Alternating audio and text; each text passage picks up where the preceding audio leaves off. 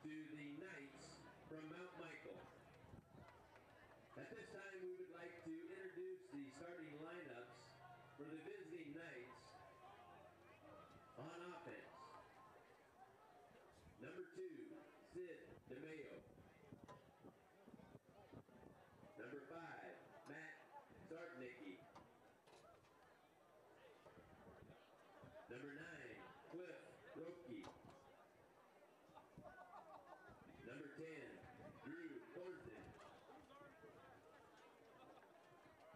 Number 20, Garrett Husted. Number 23, Jackson Ramel. Number 52, Matt Friacek. Number 53, Robert Forum. Number 65, Trevin DeWeiler. Number 72, Grant Schneider. And number 75, Evan Schroeder. The Knights are coached by assistants Jason Fuller, Randy Cirkovich, Paul Bunner, Kyle Bradshaw, and head coach Greg Wonderlich.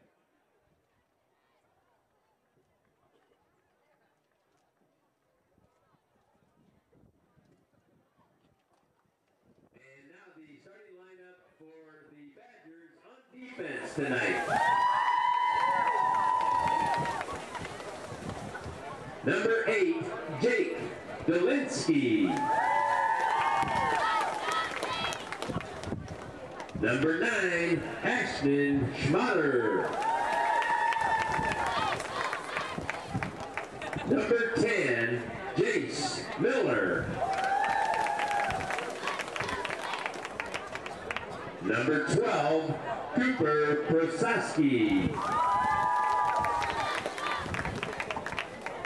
Number 21, Grady Corrigan. Number 31, Benton Cornett. Number 44, J.J. Richling. Number 54, Caleb Grunman. Number 65, Tyler Essing. Number 73, Clay Pullman. And number 78, Josh Hoynes. The Badgers are coached by assistants Brad Henderson, Nick Lau, Josh Westgard, Chris Grinbolt, Brandon Mimick, Ryan Richling, and head coach Greg Bowen.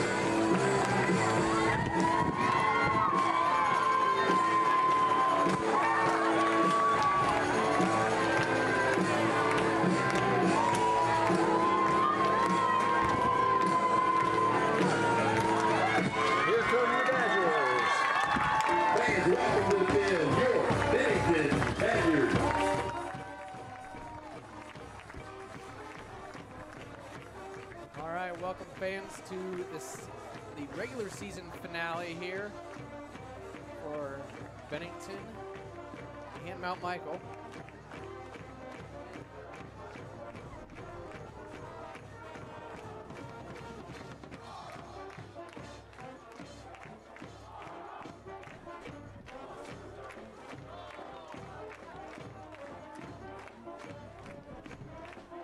The Badgers come in with a 3-5 record right now, while Mount Michael's got a 5-3 record.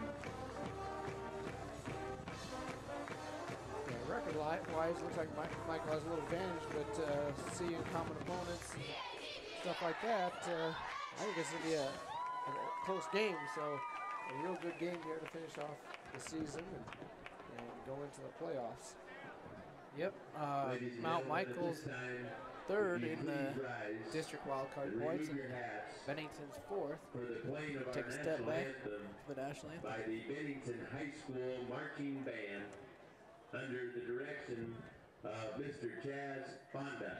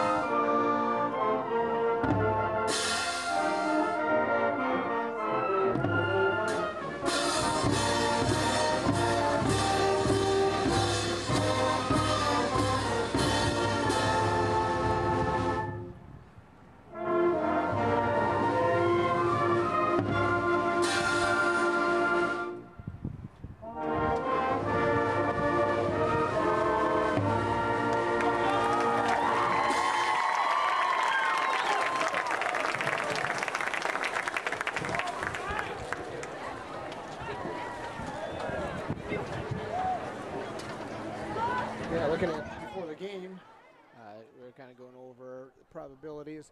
Win or lose, what are the chances for Bennington to get in the playoffs? And win, obviously, they're in because they're sitting at number 16 on points and can move up with a win. But with the loss, it looks like it's pretty safe that Bennington will still get in. It will take a lot of losses across the state, some kind of domino effect to change that. But looks like an excellent chance to be playing next week. It's just a matter of where. They usually take the points, your placement in the points, like number 1 team's the number 1 seed, and all the way down to number 16. So if we're number 16 right now, we'd be playing Scott again. If we move up, get a win, move up, it could be, I think Scotts Bluff is number 2. That might be a possibility, or you got next would be McCook or York. So obviously very tough games, but could be traveling quite a ways. So yeah, just running those numbers here, I think Bennington's actually a lock.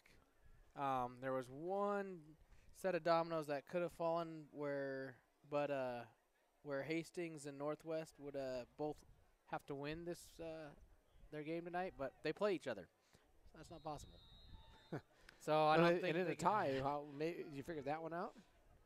Then they wouldn't level up. In fact, you can't end in a tie with the tiebreakers now, the overtime rules, but unless Mother Nature steps in somehow, and it doesn't look like that tonight. Kickoff is returned by number 7, Colton Smith. All right, Badger started off here, kickoff. It was a short kick, returned it back to about the 30-yard line, so that's where we're going to start. Bennington 31-yard line, 1st and 10 Badger.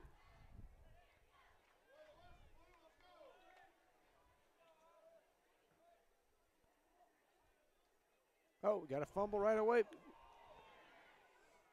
Yeah, the handoff to Colton Smith. It looks like it never really made it to his chest. It hit him in the hands and bounced right out, but it bounced up, almost caught it on the bounce, but then they couldn't quite get it, and then they tried falling on it and almost lost it there, but he was able to fall on it finally and recovered for about, looks like, about a 9-yard loss, looks like.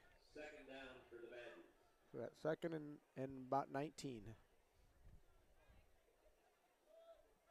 Not the way you want to start off. looked like Nick Bone thought he was going to have Carson coming back, but just threw it behind him, and Carson just kept going on a streak there, and I think a little miscommunication. So we got 3rd and 19. 3rd down and 19. And Carson might have saw something there because it looked like the way he was running that he might get open if he gave him a couple more seconds. Lots of time for Bowen there, and he decided to step up and run. Nobody was getting open. And looks like he's going to be just short of the first down. Be about a yard short. Nick Bowen scrambling out of the backfield. There's some discussion there. I don't There's see any a flag flags. down over by the there line of it is. scrimmage, so might be illegal formation, illegal shift. Illegal shift. So we're going to do that one over again. Retry. I mean, unless you're Mount Michael, do you maybe decline it? No, I don't think you do. You move them back further. You know, that's going to be, they're going to be 24 yards to go. That's going to be tough to pick up. Otherwise, they had 1 yard, and that's just kind of a toss-up. Maybe they go for it, maybe they don't. We'll find out pretty soon, but it's probably the right choice here normally.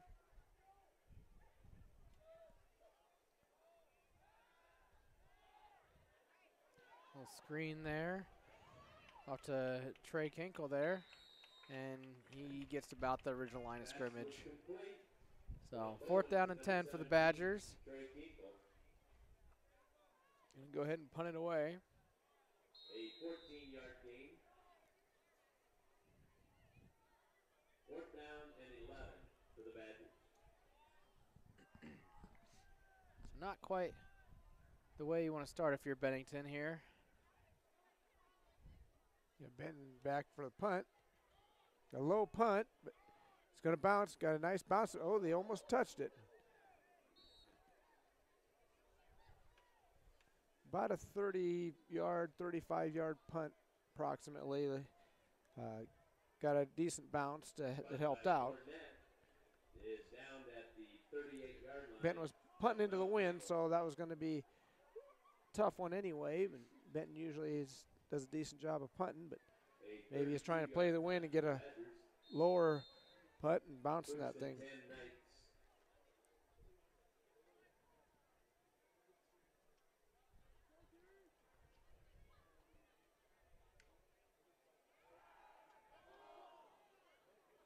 Pass from DeMaio there, a little high. From DeMaio to Thornton, incomplete.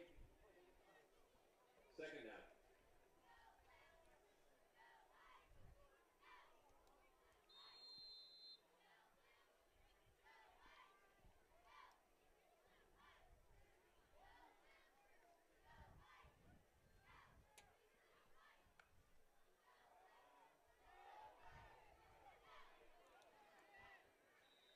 Okay, decent little run there for about 7 yards, it looks like. So should bring up 3rd and 3. And Benton Cornett on the tackle there. 3rd down for the Knights. Today was senior night. Benton's one of the seniors that got recognized, and tonight with the parents. And so his last regular season game, we'll have one more next week, and maybe you never know, maybe more past that.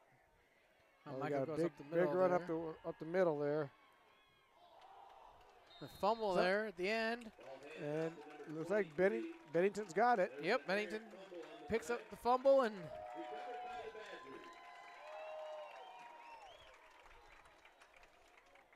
So now see if we could do something with the ball this time.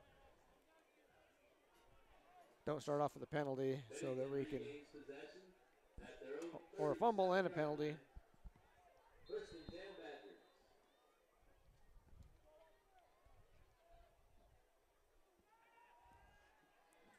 Oh, swinging out to Cooper Persowski there. Just couldn't get a hold of it. Bounced off his hand. A little behind him. A little behind, but still very catchable. It just, I don't know if he maybe heard the guy coming up on him that got him to turn his head a little too soon, took his eyes off the ball.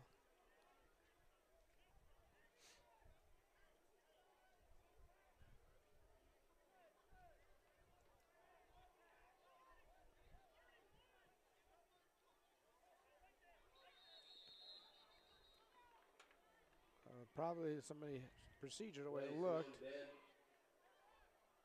Illegal procedure against Bennington.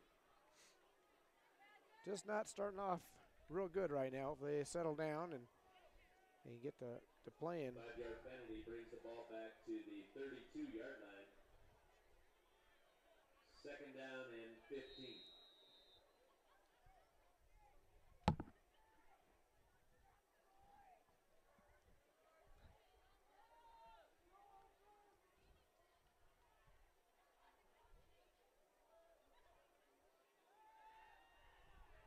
Oh, Bowen's got some pressure. He's got away from it. And couldn't quite get very far. Looks like it's about a 5-yard loss, but it could have been worse. Yeah, it looked like he was trying to set up the screen to Cooper there.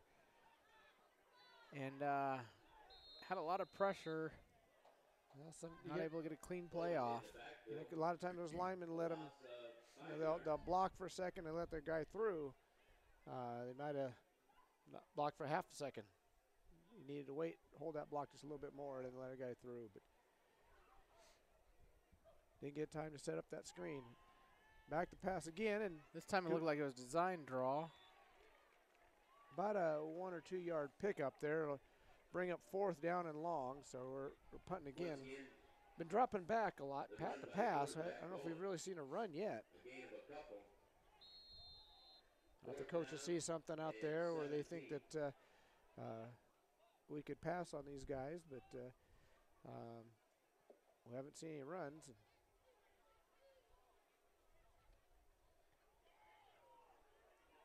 Another little punt in it. Oh.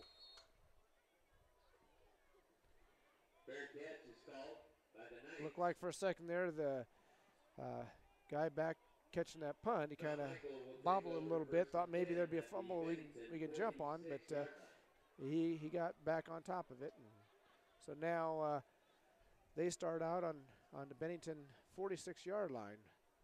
So they got great field position.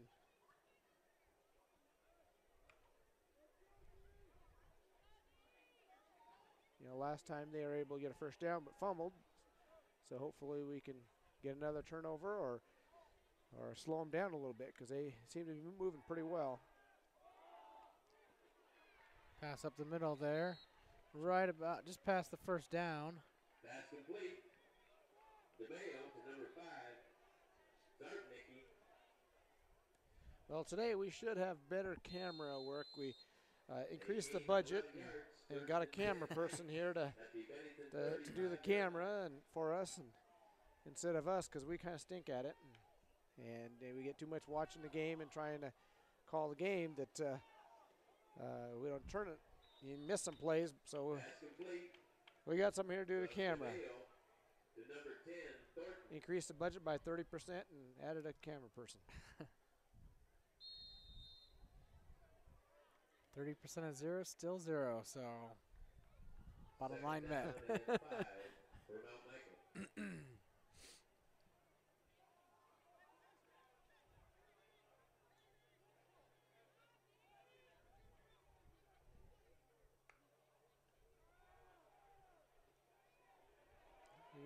QB scrambling there. Pressure and lets it go. Oh, has he the got receiver wide open. And he just steps out about the 2-yard line. But it looks like but there's a flag down. Flag down at about the 26. That's about holding territory, maybe legal receiver downfield. Yep, Illegals, that's what I figured with them scrambling like that. Probably a lot of times you'll see the receiver or the lineman go downfield to start blocking, and that's what it was.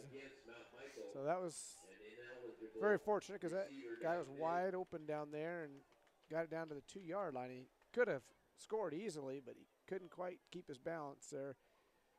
But all that doesn't matter now when it comes back. So now we got 2nd down and 10.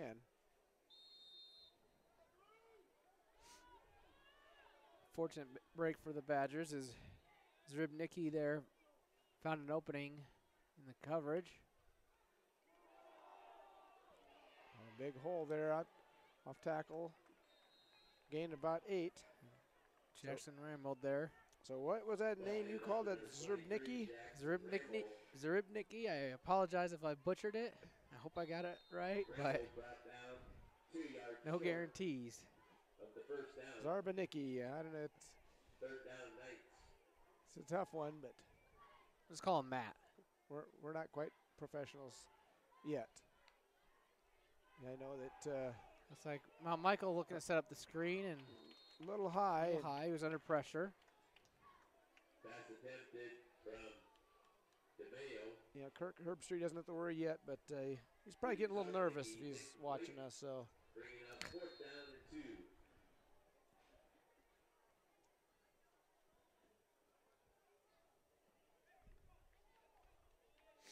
Okay, we got 4th and looks like about 3. They're going for it. Well, probably a little outside their kicker's range, but definitely not going to punt it when you're on this part of the field. They're going option here. It looks like he might have the corner to. And he's going to have the first down. Yep, by about a yard there. That's Calvin Benson there, taking the pitch and getting the first down for Mount Michael. Benson knocked out of bounds at the 23-yard line. 1st and 10 Knights.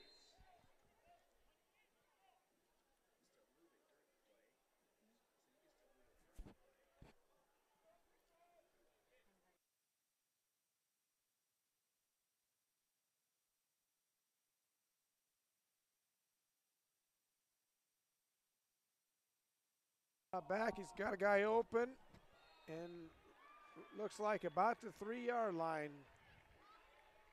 Down to the 3-yard line. A lot of passes, both teams here.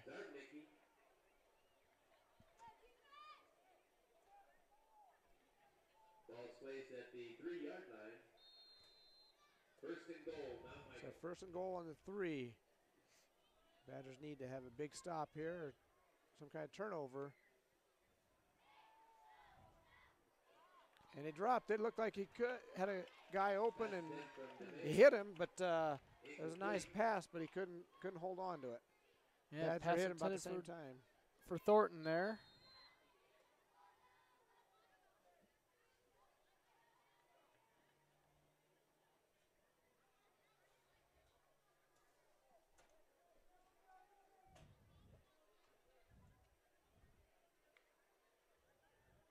And quarterback keeper, and he's dropped for a loss. Loss of about 2 yards. Brings up third and goal from the 5. So get another stop here, maybe get field goal out of it, or maybe, you know, maybe we can block the field goal attempt, or we'll see.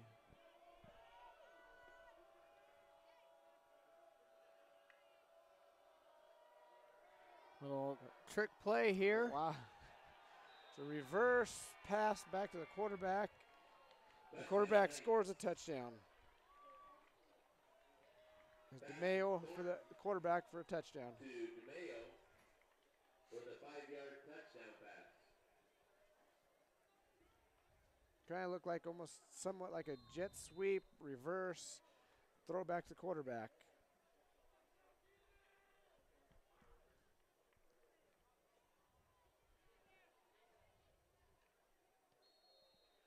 And looks like it's good, so Mount Michael goes up 7-0 right now with 5 minutes and 7 seconds left in the quarter. Mount Michael takes the early lead. So we got softball finish their season of his last week, I believe, or the week before last. They finished district runner-up to Blair. They lost 2 games to Blair, close one in the championship game. During the season they split with Blair, so very close to going to state. Their season, they finished 20-10 on the season, so a good season for the girls. They didn't start rated, and they were in the rankings for a while, and they didn't quite finish there in the rankings, but certainly a good season, for them that they can build on for next year. So we're getting ready to kick off again. After the score, Mount Michael's getting ready to kick here. Detweiler back there to kick for Mount Michael.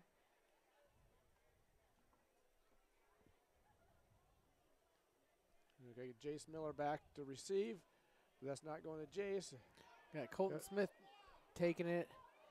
Trying to get out to his wall outside, but he's got a long ways to go. And still a decent return up to 25, maybe 24. Yeah, better than what it looked like for a while there. He couldn't quite get to his wall, and then got closer out of bounds and is able to tightrope that and pick up a few more yards. So start out about the, looks like right about the 24-yard line. The ball to the 24-yard line.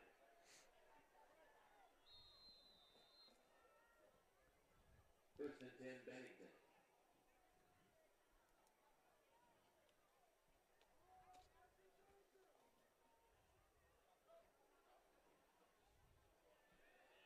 Jet sweep there to Gansbaum, and it picked up about 4 yards. That might be the first real running play outside that fumble we had earlier. I can remember at least, but picked up about 3 on that, so brings up 2nd and 7.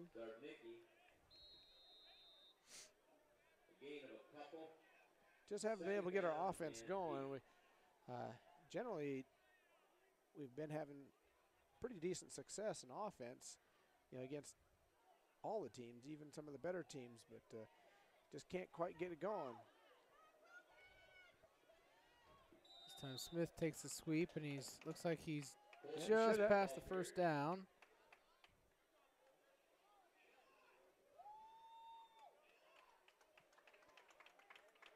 Right to the 35. It's a first down for the Badgers. An 8-yard gain and a first and 10 for the Badgers.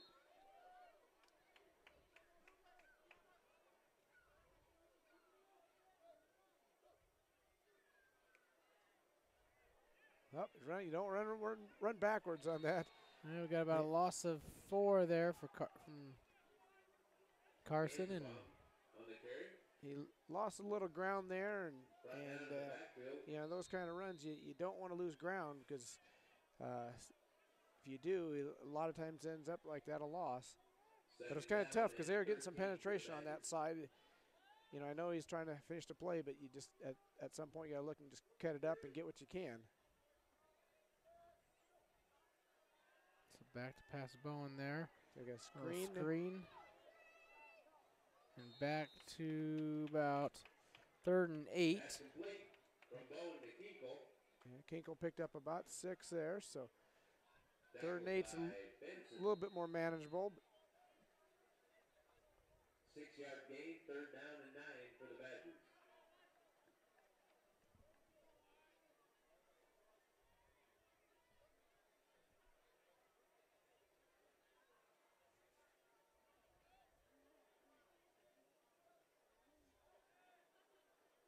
And they fake the sweep. Oh, Bowen that's a pressure. Throws to Richling, and just out of his reach, hit him. That's a 10 from Bowen. Yeah, Hit Bowen the hands out, reached Richling there, and Bowen had some pressure, so he had to rush it a little bit and just missed him, like you said.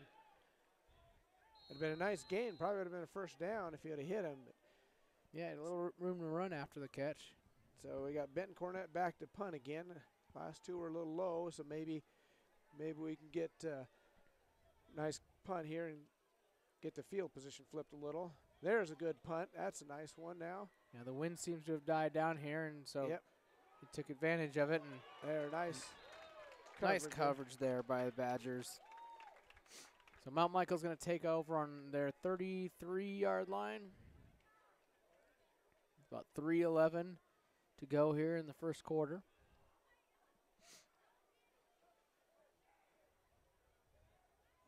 Run by Cornett. Received by Mount Michael. And brought down at their own 33-yard line. This is day 2 of our double coverage this week. Yesterday we had the volleyball team in their Dig Pink game against Wahoo. Wahoo's number 4 in C1 and returning state champs. They're pretty tough, and they showed it. Taking all the first 3 sets sweep. So hopefully today the football team can have better luck, better luck here, and Pass complete. DeMayo to number 8. come away with the win. Sirkovich.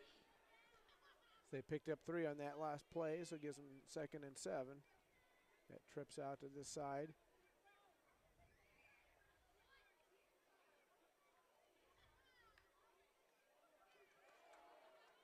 Yeah, the guys stumbled a little bit, and were able to get some. Handed out to number 23. And Benton was able to get in there and make the tackle. Rambo. Tackle made by Benton's Cornett. doing about everything today. He's punting and tackling and everything. Bringing up 3rd down and 9 for the Knights. Yeah, a few weeks ago we called Benton's name a lot. That game too. Yeah, he's certainly a good athlete, and you know, done well for the team. And you know, in a few weeks he'll be starting wrestling, and he'll be he's beaten a state medalist last year, so we're hoping for big things out of him. He's got a few things to work on, but make that turn that corner. That big pass, got a guy open. It looks like he's going to score. Long pass. That was a beautiful pass. I mean, you hate to see it when it goes against you, but it was a nice pass. Hit the guy in stride, and they score a touchdown. That was Zorbanicki scored that touchdown. Yeah, Matt got a step there on the Bennington defense and was able to haul in a perfectly thrown pass there from DeMayo. DeMayo was scrambling there for a second, pulled up right before the line of scrimmage and let it go. Guy coming in late on their extra point attempt. Kind of need that guy in the middle there, I guess. If not, we're going to run right in and block it. I almost got to it, but looks like it's good. So Mount Michael's up 14-0 with a minute 38 left in the first quarter. The girls golf, they also finished their season here not too long ago. Their state tournament was early last week. Kind of a strange state tournament where the second day got rained out. They played 18 holes the first day, and normally you have 18 holes one day, 18 holes the second day, and that's your state tournament. But they got rained out the second day and didn't even golf that day, and so they only had the 18 holes to go by. And Claire Thompson was a state qualifier for the girls, and finished 8th at districts and qualified to state. But she was kind of in the running. She's only 2 strokes out of a state medal, so kind of disappointing that she didn't get a chance to golf the next day and maybe earn a state medal out of it. But that's the rules, and that's how it goes. But certainly a good year for Claire. And here we go, kicking off again now. Short one, looks like Colton Smith's knee was down when he caught the ball. It looked like it would be on the 11-yard line. Otherwise, it would have been a decent return. It had good field position, but unfortunately, when you in high school, and college too, obviously, your knee goes down, you're down. So you got to got to be careful with that one. Houston 10 It's Badgers low. with a minute 34 remaining in the Yeah, fourth that's quarter. one of the few things I think the NFL's got right over college and high school is the knee being down when the defense has nothing to do with it. Decent little run there up the middle for about 4.5 yards. Ball handed off to number 12 for Sofsky. Brought down by Houston. Second down and 7.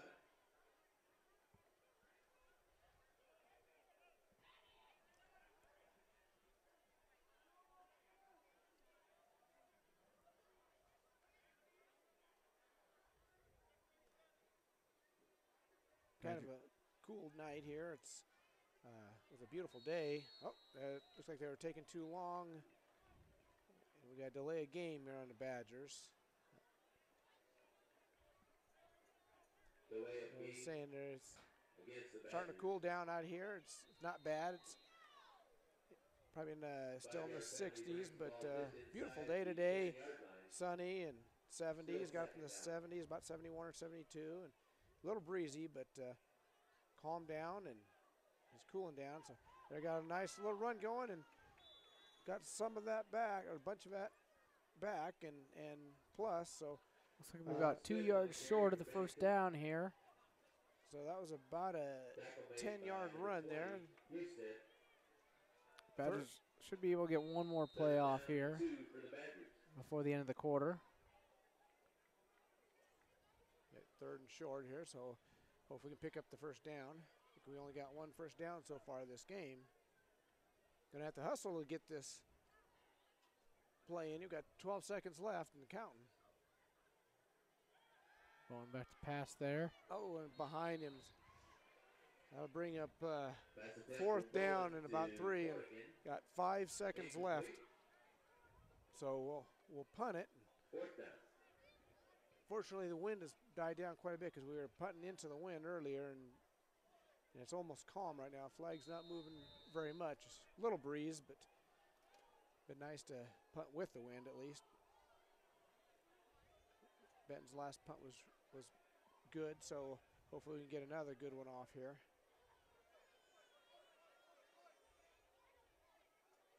A little high step. Yep, a little bit low of a punt there again. Gets a decent roll to the Mount Michael 49. Is down just past midfield. About a 35-yard punt almost. I mean, it's got the roll, so it's reasonable. But that ends the quarter. At their own 49 So Mount Michael's up 14-0 over the Badgers, and we'll go into the second quarter here. Another team, one of our teams finishing up their fall season is cross country. They actually had their state tournament today. Girls cross country. Kayla Whitland, she is the only qualifier for the girls. She had her personal best today, finishing 29th at the state tournament. So good day for her, and Kayla is just a freshman, so certainly a good career yet ahead of her. And boys cross country, they had a heartbreaking finish at districts, kind of an unusual situation where they tied for 3rd, and the top 3 go to state, top 3 teams. They can qualify individuals and you qualify teams. But they end up losing on a tiebreaker. They tied for 3rd, but they lost that tiebreaker to go to state on a tiebreaker, and I don't know what that is. But certainly talking, hearing from the coaches, it was heartbreaking, and and it is what it is. But pass dropped by Mount Michael. But the boys at state today that ran, Caleb Lampy, a senior, he had a disappointing day. He didn't finish his race. I'm not sure what the reason was, or if there was some kind of injury or what happened there. It's kind of heartbreaking for a senior like that. Then we had Keaton Miller finished 27th at state, and Eric Chomjack 43rd at state. So that's how they finished up their season.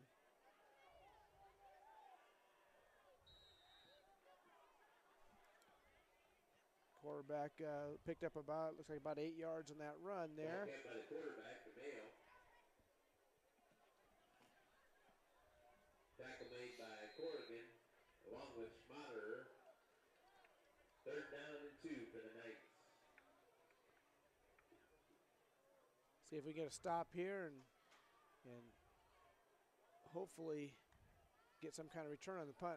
The quarterback keeper looked like he can get stopped for a second, but then he just got past the 1st down there. DeMayo, the ball carrier. So that gives him a fresh set of downs. A gain of 2. Bring the ball just inside the 40-yard line. 1st and 10 Knights.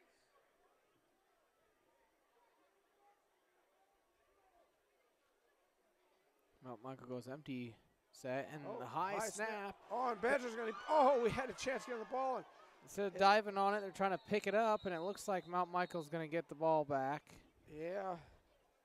It'll be about 2nd and 19. Richland had a shot at it there, but I don't know if he was trying to scoop and score or what. You know, it looked like he could if he could scoop it, but been nice to get the turnover right there and really flip the field and have good field position and maybe start turning this thing around. Loss of 8 yards. 2nd down for Mount Michael. So that brings up about 2nd and 20, it looks like. 2nd and 19.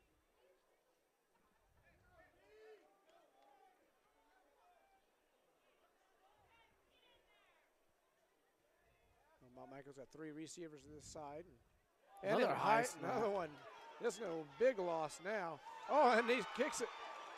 Now a chance for a scoop, and Bennington recovers the ball there. That's Buzz Luter recovering the fumble, and the Badgers are down to Mount Michael 13. Bennington in great position to score here now. Buzz was looking at the end zone going, oh, yeah. But by the time he picked up the ball, he got tackled from behind before he had a chance to get running. Either way, it was nice for him to get that fumble. And now a great opportunity for the Badgers to score here and get back in the game, because you don't want to get down 3 scores and you're really in a big hole. This time Cooper up the middle. Bounces it outside, a little stiff arm, and picks about 2 yards. So it'll be 2nd and 8 from the 11. Ball handed out to number 12, Persowski. Tackle made by Houston. 2nd down and 8.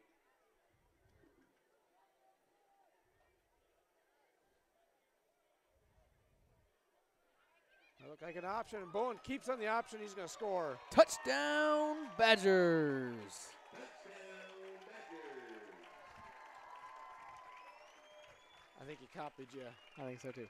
The quarterback, number 4, Nick Bowen, on a 10-yard touchdown run for Bennington. Well, that's what the Badgers needed, something good to happen, because we're having trouble moving the ball, and field position was terrible for us. And when Mount Michael already scored twice and looked like they might have an opportunity to score again, and a couple fumbles, and we pick up one of those, and now things are turned around. Big change. And close the gap a little bit. We got 14-7 in favor of Mount Michael. We got 9 minutes and 26 seconds left in the half. So the other team still competing this fall is the volleyball. They're still going. They obviously, like you talked about, they had a game last night, but right now they're sitting at 15-10 for the season. They've been kind of in and out of the rankings and right at the edge. So, you know, certainly they're having a good season, and you know, the next they got coming up is a triangular on Saturday. I think it's Duchesne and Concordia. Duchesne always tough. Yep, I think they're ranked 3rd in the state. Concordia is always good too. They're not quite having a season some years, but still a solid team.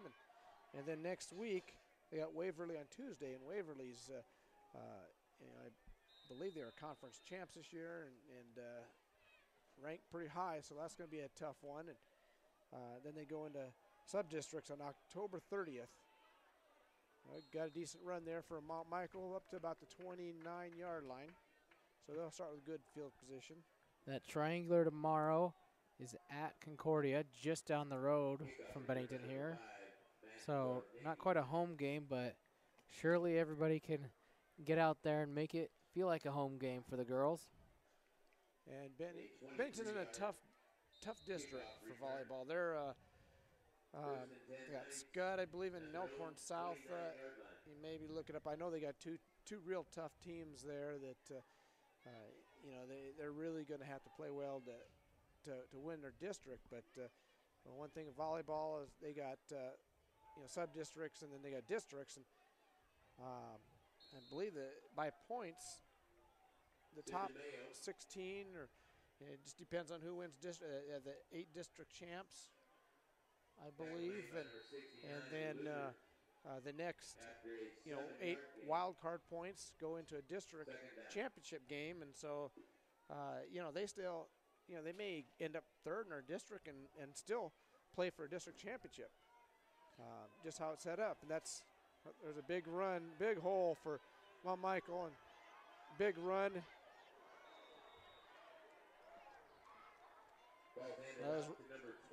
Raymold had a big run, about looks like about a 20-yard run there, 25-yard run into Bennington territory.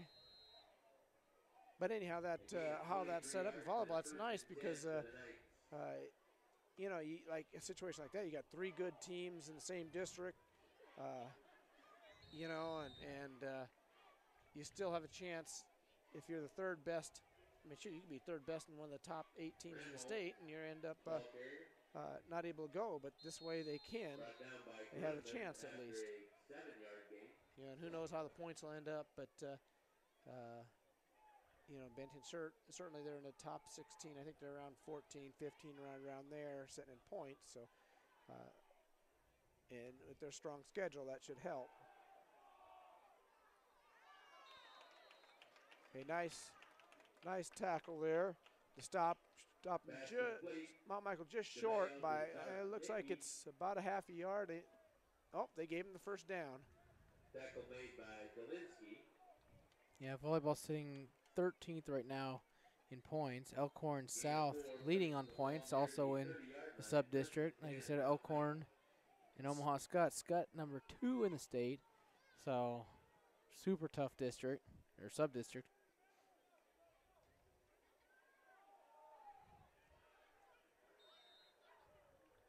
So Mount Michael's picking up chunks on yards now. That was a 4-yard gain there. Tackle made by Pullman after a 4-yard gain.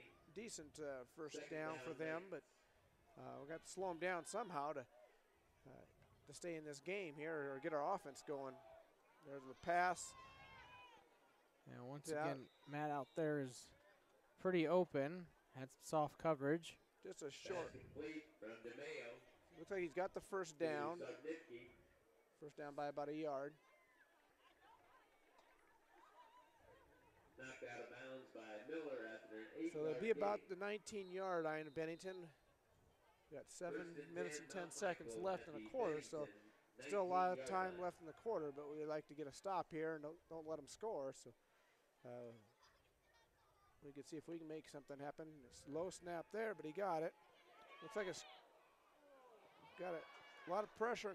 There's going to be a roughing the passer there. Yeah, saw the flag come in, and they had about a 10-yard gain there on that. So half the distance, and they'd probably take the play because that'll give them a little bit more yards, or about the same as the play is. you know, Tackle made by UTEP. play or the There is a flag on the play. flag. Oh, they're going to add it on to the Yep. end of the run. So that gives them first and goal from about the 4.5-yard line. Roughing the passer against the Badgers. Penalties declined. First and goal at the Bennington 6-yard line. If you heard that, it wasn't declined. They accepted it and they got 500. Oh, low snap. They're going to look scramble for the ball, see who's got it. Badgers say they have it. Some of the guys are pointing. And yes, Bennington has it. Recovered by There you go. That's what we needed to stop. So there's plenty of time left to move down the field. We've got 6 minutes and 31 seconds left. So That was Kyler Essink there recovering the fumble in the pile. Mount Michael's been having trouble on the snaps. They're too high earlier, and now that was a low snap, and the quarterback basically kicked it forward. That helped us out. So now, Badgers take over about their 6-yard line. see if we can do something with the ball.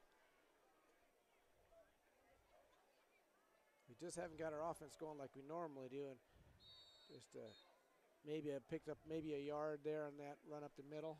Ball handed out to number 12 for Susky.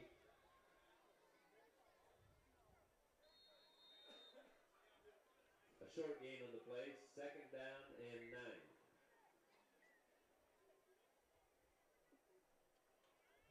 Just haven't got the offense going like normally. We've got some good athletes in skill position. That Gains the ball on the sweep there, but it looks like he lost about 2 yards there.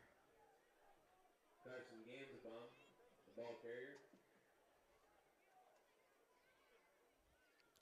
Ran out of bounds 3rd near and the 12. 5-yard line, a loss of a couple yards. you got to give credit to Mount Michael too. They've been pursuing real well and playing sound defense. You know, they're flying to the ball and you know, can't get our speed going. It looks like there's a pass that's overthrown. Colton Smith looked like he was open, and just a little high on the pass. 7, Smith. Now you get a chance to see if there's pressure or not, but sometimes that's what causes passes to be off a little bit, is that pressure. So quick 3 and out for the Badgers. They're going to have to punt from their own end zone.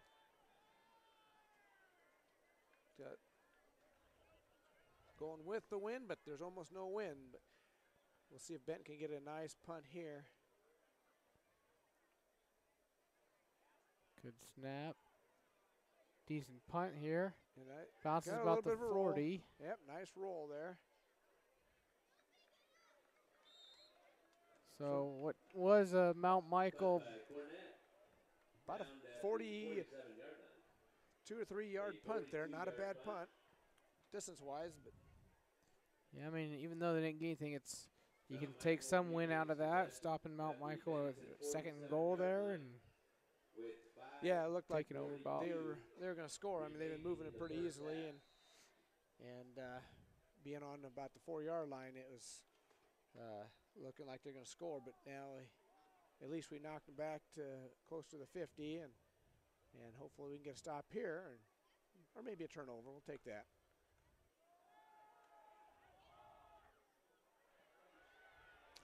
Big pass and big run there for, let's see, Husted. Oh, they got a flag over here. Where it's at, you're probably looking at holding. Maybe blocking the back. Flag on the play.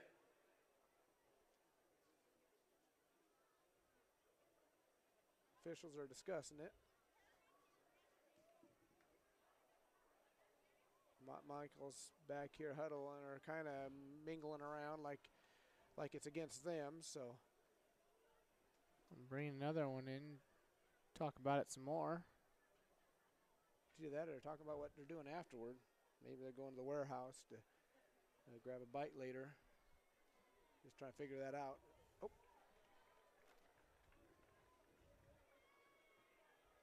Roughing the passer against the Badgers. Roughing the passer. Huh. Okay. It's an interesting place for the flag on a roughing. Took a long time to decide that. I mean, that's usually pretty clear. I don't understand That one I didn't see it, but I'm not saying it wasn't.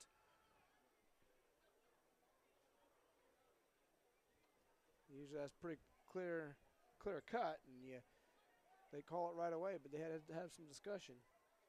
And again, like I said, maybe they're deciding what they're doing later tonight. First and 10, Mount Michael at the Bennington 12-yard line. Okay, they're on the 12 here, first and 10 now, so hopefully we get another turnover to stop.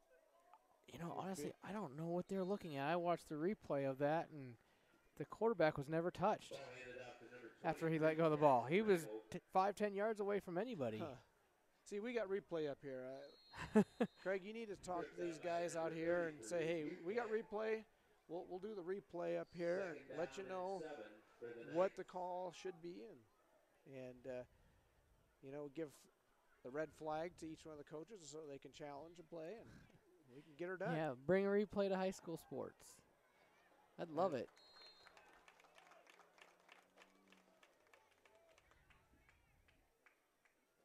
Ramble once again on the carry. Tackle made by UTEC. No gain on the play. Third down and So Zach UTEC got into the tackle. That one had a nice tackle. So we got third and about 6 to go. Little clarification, it wasn't roughing the passer, it was face mask. It was a personal foul face mask on that penalty earlier. All right, so it didn't have to be a quarterback. We got bad information from down below. I'm not saying where, but someone called roughing the passer. The view was a little tough to see with the Mount Michael guys huddled around him. So got fourth and about 5, so get a stop here. We got 4 minutes left in the half, and counting down still. We get a stop, maybe we can, looks like they're going to run time as far as they can and call timeout, I'll bet you, because they're not doing anything.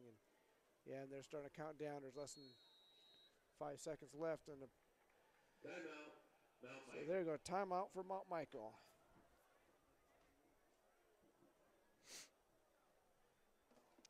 Once again, the cheer So program we got 3 minutes and 44 seconds to go in the half. A cheer member for more information on how you can purchase the wreaths to support the varsity cheerleaders.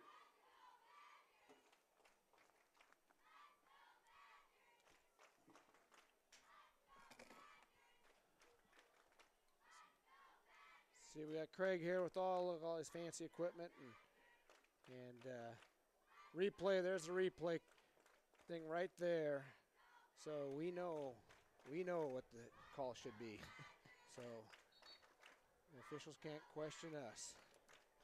Until we say it's a roughing the passer when it's a face mask. Yeah.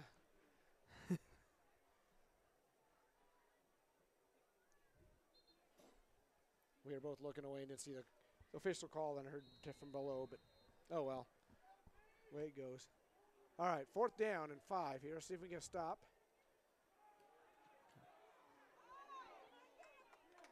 It's going to be real close. Looks like they're going to. Depends on where the spot it. I think it's going to be short. Pass complete from DeMeo to number 20. I don't know. We'll see. They're moving the ball around to decide. I don't know why they're moving around here. They're kind of looking. They'll probably bring the chains in from because it's way across on the opposite side. Yep, they're going to measure it here. He was trying to get a gauge on the lines. If they got to look that close, why don't they just bring the chains in? Just too far. And yeah, and a very important call too. I mean, you got it's 4th down, so obviously Bennington gets the ball. If it's not, they don't make it. And being on the 2-yard line, that's a big turnover. But if Mount Michael gets a first down, obviously they have a chance to score and go up by 2 scores before half. Looks like it's short.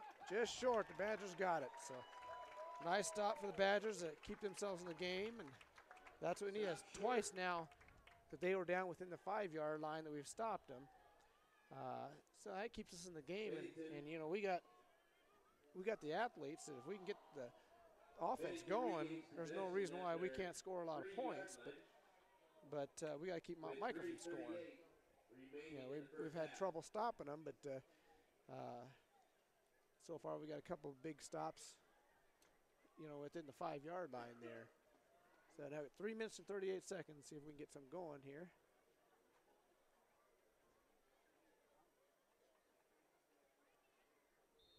Not sure what the officials are waiting for, but here we go now. Up the middle there. Maybe a yard. It's Keegan O'Connor on the carry. When you're that deep, that's kind of what you need is a couple yards to get yourself out.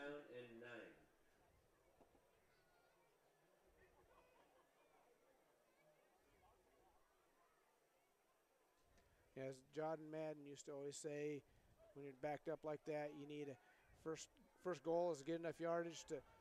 Oh, nice little pass to the outside. If you can get some yards, be just short of the first down there. From Bowen to number 7, Smith. But as Madden always said, that your first goal when you're backed up like that is to get enough yards so your punter can punt from not on the back line and in the end zone. And once you get that, then you work trying to get the first down. And so they're able to do that. Now they got some little bit of room, not a lot, but a little bit of room there to work. And 3 yards to go here for a first down if we can get it.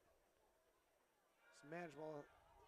Oh! Nice pass, but not quite able to hang on to it. Got hit. Dolinsky right in the chest, and he didn't get his hands out. You got to get your hands on the ball. Don't want to have it hit your shoulder pads. Yeah, that, and he got hit at the same time by Michael. And so, yeah, if he's not, if it's hitting him in the chest or something and getting hit at the same time, that's hard to control.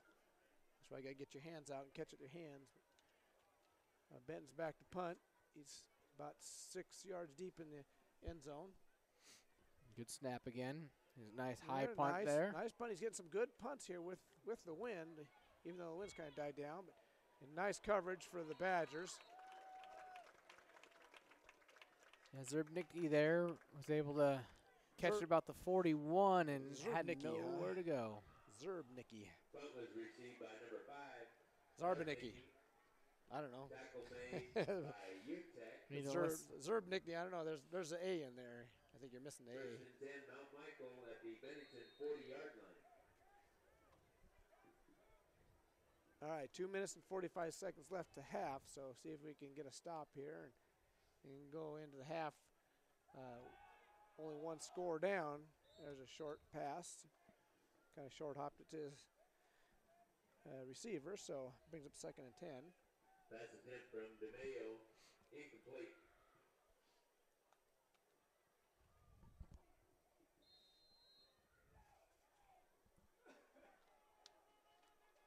So last time we were here 2 weeks ago, we had the wrestling preview for the season coming up, and the second half we'll have the basketball, girls and boys basketball preview. There's a big run for Mount Michael there. Pick up about 15 yards. It's Rambled on the carry. Number 23, Ramble, the ball carrier. But I got a hold of Coach Olson, and you know, he gave me some information about what they're doing, and also Coach O'Connor too gave me his preview. So we'll have some of that coming up the second half, and maybe even start a little bit in this half if we get a chance. But nice sack there. That's Buzz Luter in again. Buzz on the sack. Buzz is on the sack for really doing well, and we're looking for a big wrestling season out of Buzz this year. Excited to see what he can do. Last year he 6-yard loss, second down and 16. Tough wrestle off to one of our to James Hunt, and lost a couple of those, and yeah, I know that was disappointing for him, but you know, just when you have good kids, there's a big run for the quarterback scrambling, trying to get out of being sacked, and there's closer first down, picked up about 15, and they'll be short by about a half a yard. I was buzzing there again, about having the sack, and then DeMayo able to run all over the place and scramble 18 different directions before coming up just short of the first down. So it's 3rd and 1. Right now, Badgers are probably going to have to hold them for 2 downs. The run looks like they're going to be a little bit short. Bring up 4th and 1. There's a minute left now, and time is still going, so the clock's going to become a factor too here. No gain on the play. And Mount Michael still has 2 timeouts left. Surprised they're not using any of those yet, but they're using a lot of time. And it looks like Coach Bowen's going to go ahead and call a timeout here. And one of the guys running off the field late and probably didn't want to risk anything and have a good defense set up for an important 4th down here. Timeout, Bennington. Got to finish my story about Buzz, but you know, so he was obviously disappointed he didn't get the wrestle districts last year, but and, you know, and wrestling varsity the year before. But that's what happens sometimes when you have good competition in the room. It's tough, but fortunately he's back this year again, and I'm real excited. I think he has an opportunity to really turn that corner and do well this year. I'm pretty excited about what the potential is for him, and he worked hard all summer in the weight room, and he's a hard worker in the room, and yeah, great kid too. Really wants to do well. So didn't have any experience coming into high school, and guys like that, you know, sometimes you don't see a lot about them early on, at least on the state level. But by the time they're seniors, you know, watch out. So I'm warning you, watch out for Buzz. Watch out for the cradle too. All right, 4th down. Quarterback keeper, and he's got it, and it looks like a score touchdown. 36 seconds left in the half. And not only a 1st down, but a touchdown. If they could have stopped him, maybe force them to use their timeouts. On a 15-yard touchdown run. It looks like the Badgers sold out up the middle, and DeMayo's able to bounce it outside there. And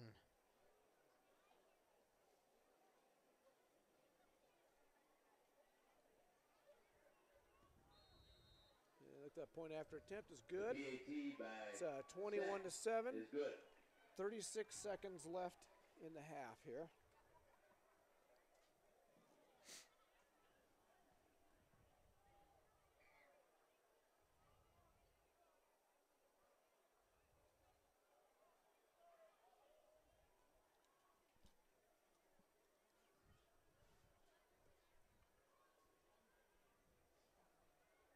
Yeah, looking ahead to the season for the girls coming up here. Just real quick, a little bit about them, and then before halftime.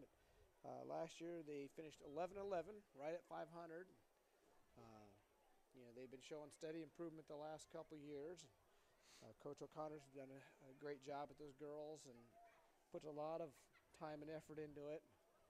You know, and that's what it takes to have a successful program. And so he's doing great things with them, and that's good to see. It's always good to see other Badger programs doing well. And you know, has several returning starters from last year, but we'll talk more about that probably after halftime since we're this close. So we're getting ready for the kickoff. Michael. Bennington playing it tight now and having push guys up. A little bit of a hole, but closed up there.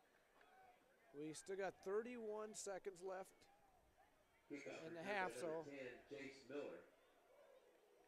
see if there's anything we can do here. I don't know if they're going to try going downfield or just going to go in halftime and regroup. But well, lining up like they're going to go. I think they are, just the way Coach Bowen was acting and talking to his players before. I think they're going to go for it. You might as well. You got the athletes. I would go for it. You're down by two scores. If you can get a quick score here. Oh, and bad snap, but he recovered it pretty well. Nice pass up. Got some room. Oh, just got caught by his shoelaces there. Carson about had the first down, but retreated a little bit. And so it'll bring up 2nd and 2.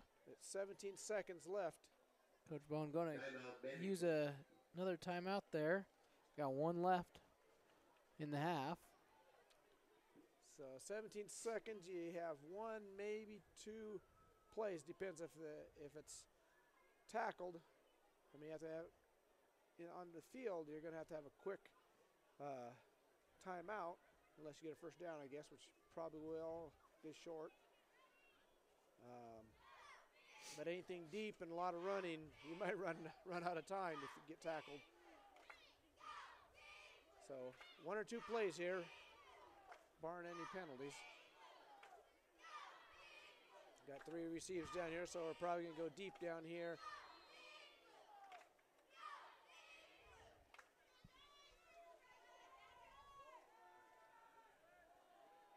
Oh, go across the field.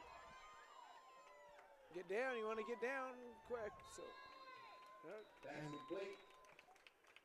call timeout. We have 8 seconds left. So enough time for 1 more play, I would say. Kind of a long Hail Mary pass for Bowen. But I don't know if he could throw it quite that far because we're on the 45 and he'll probably have to drop back at least 10 to 15 yards to avoid the rush and on the time it takes to get down the field. So I don't know if he can throw it 60 yards in the air. Maybe we'll find out. And you don't have to either. You a little shorter and run, but well, got to take a shot. You might as well. And that kind of opens up the field being the last play too. You could take a shot more down the middle and not have to work the sideline at all. Maybe give you a little more room to run after the catch. Well, the thing is, you get tackled, it's over. They're getting some pressure and they're going down. It's going to be intercepted. And tackled there. There's 1 second left. Pass attempt by Bowen is Benson from Mount Michael on the interception there. And any chance for Bennington to score. I'll bet that Mount Michael just takes a knee and gets in victory formation, even though it's not the end of the game. But with their snaps that they had earlier, they probably don't want to risk anything. I'm surprised they're not going under center, but they got a guy deep in case snap goes way over his head.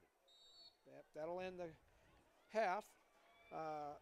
Mount Michael right now head 21-7 over the Badgers. We've got the Bennington marching band coming out on the field right now.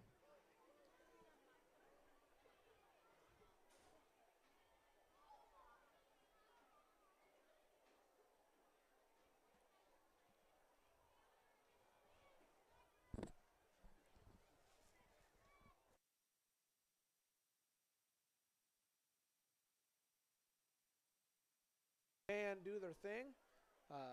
Take a little break here from the action and come back after halftime.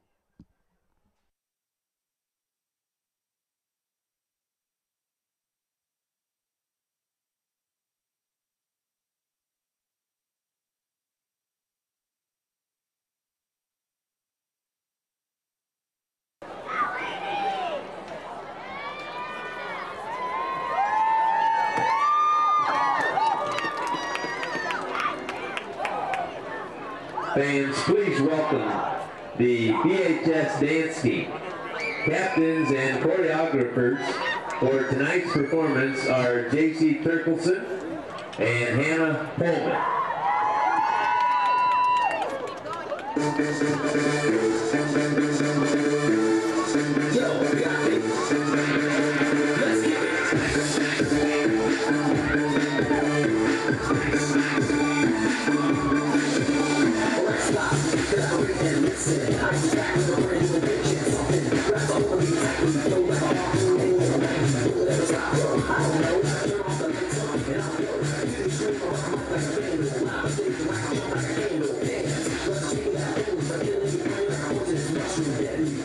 Let's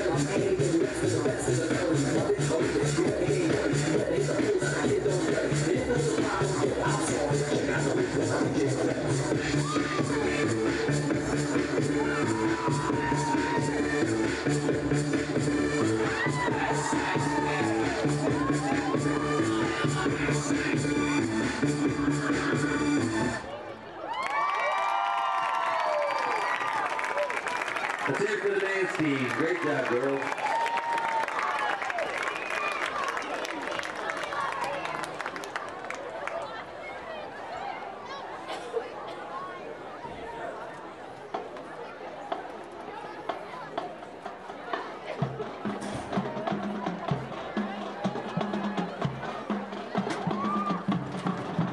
Welcome to the halftime performance of the Badger Marching Band.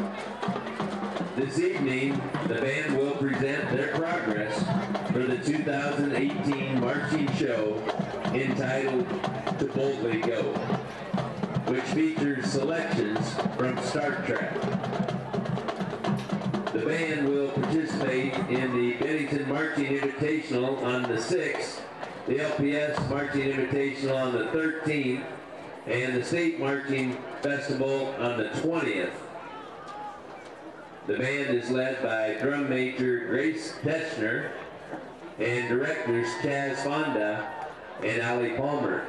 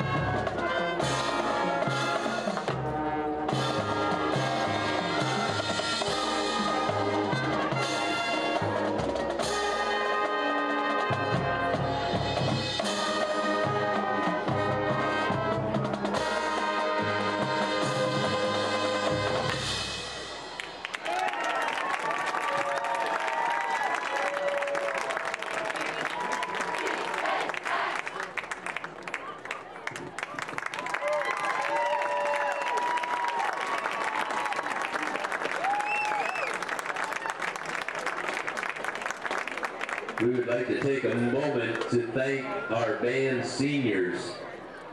These students have committed to progressing on their instruments for 8 years, and this is their final home football performance. Our seniors are Caitlin Cheek, Julia Clark, Campbell Johnson, McKenna Milan, Caitlin Sandstem, Lydia Saltz, and Alex Wagner. Let's give them a round of applause for their dedication.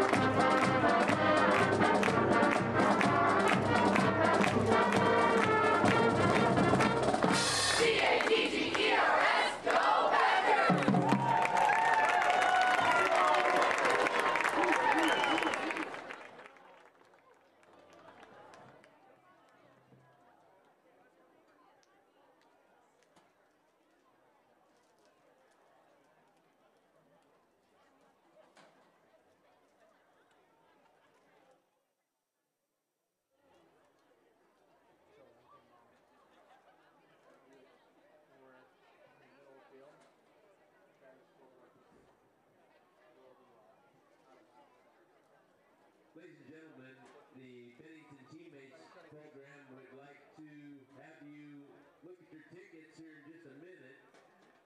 But before we draw the winning ticket for the Split the Pot, the Teammates Mentoring Program of Bennington would like to thank the Bennington community, the Bennington Public Schools Foundation, and the Bennington Schools for their support of this mentoring program. Teammates welcomes any student grades 3 through 12 who wishes to participate. Our mission is to impact the world by inspiring youth to reach their full potential. We currently have 66 active matches, and there are still students waiting to be matched. If you are interested in becoming a mentor, please contact Stan Turner, and you can email him at sturner@bennps.org. Thank you for your support. All right, if you get out those tickets for Split the Pot, if you have the winning ticket, please report to the press box. And the winning ticket is 190540. 190540. Once again, if you have that winning ticket, please report to the press box to receive your Split the Pot.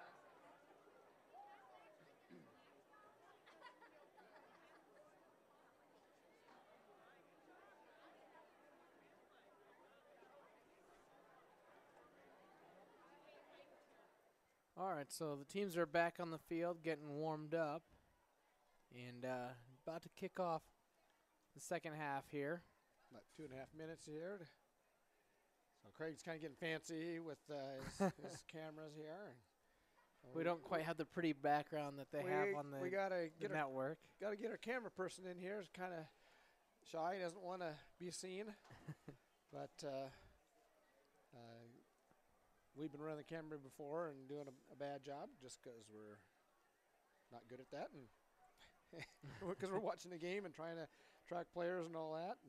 But so we hired ourselves a new camera person, but she doesn't want to come see. So anyways, Bennington down 21-7 going in the second half. Yeah, and Mount Michael kicked off last time when we received, so I'm assuming that Badgers will be kicking off and need to get a stop right away to turn this thing around. And, you know, like we've been saying all year long, we got some athletes that can do it, that they, you know, skilled positions that can run and they're fast and athletic. And, you know, if we can get our offense going, we got a chance to get back in it. We're only down 2 scores, and we can get right back in this game right real quick. But Michael's been doing a good job defensively. A lot of guys running to the ball, and they seem to have a little bit of speed too, because we just haven't been able to break away on them. Yeah, both teams have a couple guys rated in the top 10 in some offensive stats, but it really seems that Mount Michael's offense is putting it all together, at least in this first half. Hopefully some adjustments at halftime, and Bennington can come out and really get their offense going and turn things around here. So we'll kick it over the field. They're huddling up and about to kick off third quarter.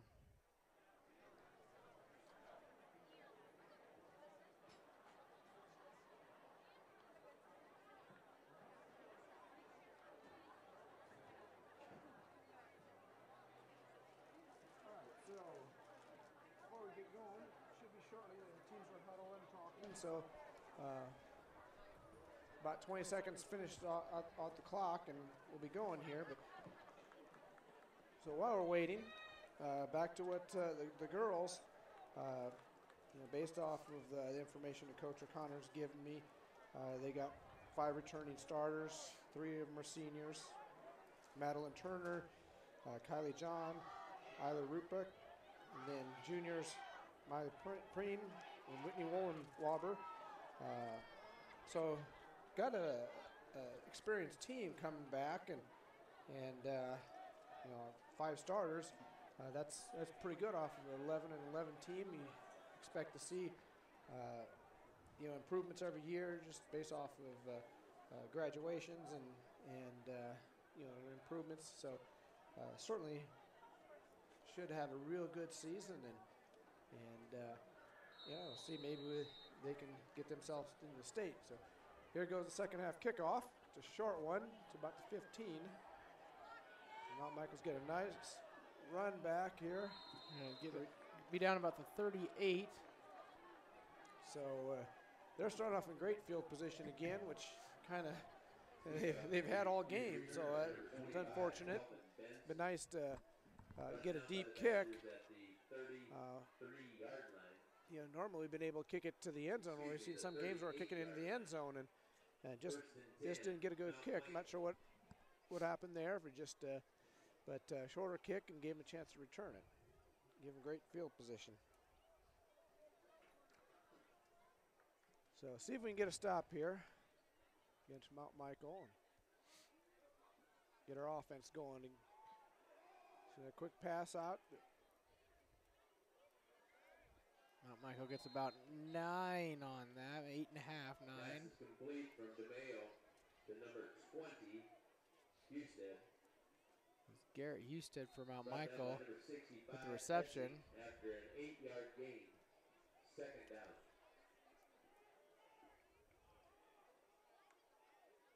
Mount Michael going empty set. And get a little bit of a screen there for their receiver, wide receiver screen, and we get about 3.5, 4 on that play. So first down for the Knights. They're going no huddle. They're hurry up offense here, it looks like. Got number 5, Zarbnicki there in the slot. Keep an eye on him. We've been calling him out a bunch today. Zarbnicki, huh? Yep, I got it from below. Oh. So hopefully I say it right now.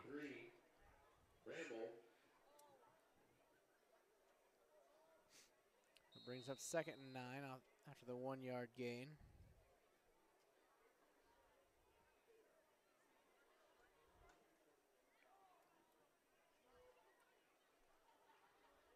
Well, the players looking to their sideline for the play, taking their time here. They start off real fast, and now they're slowing down a little bit, but they're still going no huddle. This time the quarterback keeper faked their guys out and tripped up a little bit, but was able to catch his balance and pick up about 7 there, so maybe 6.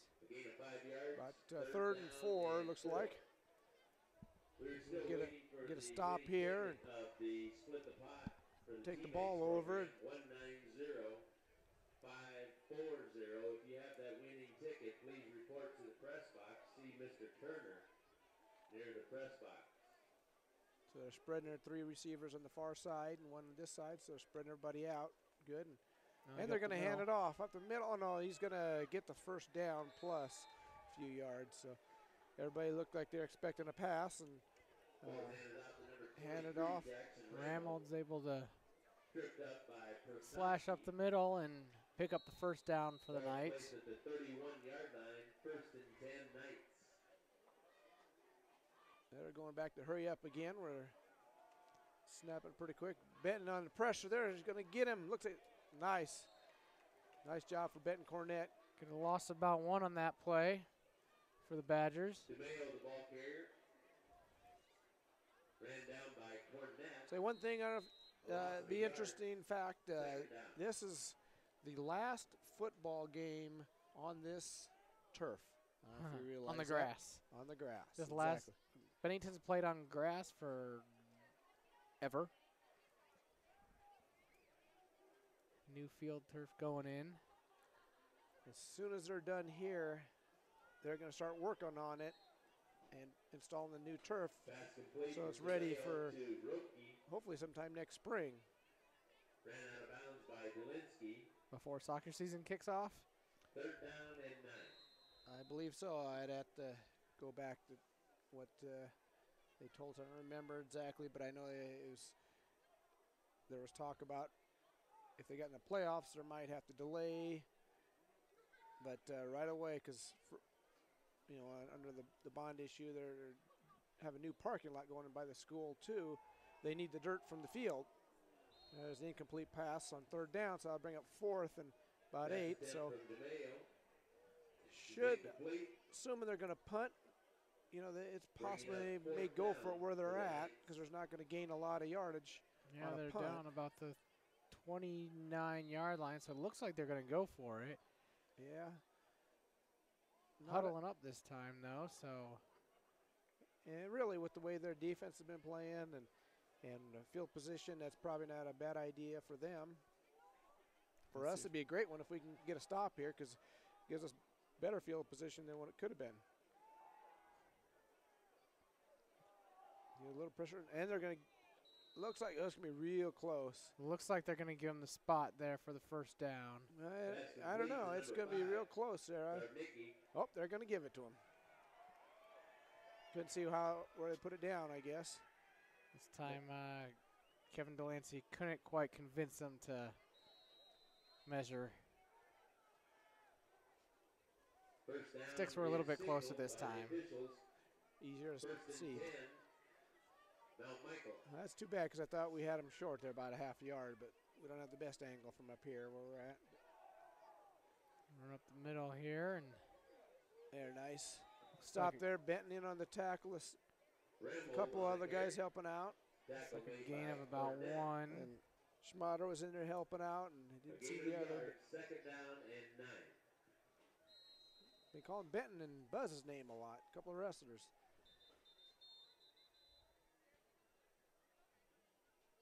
Nothing better than, nothing more perfect in a tackle than a nice blast double.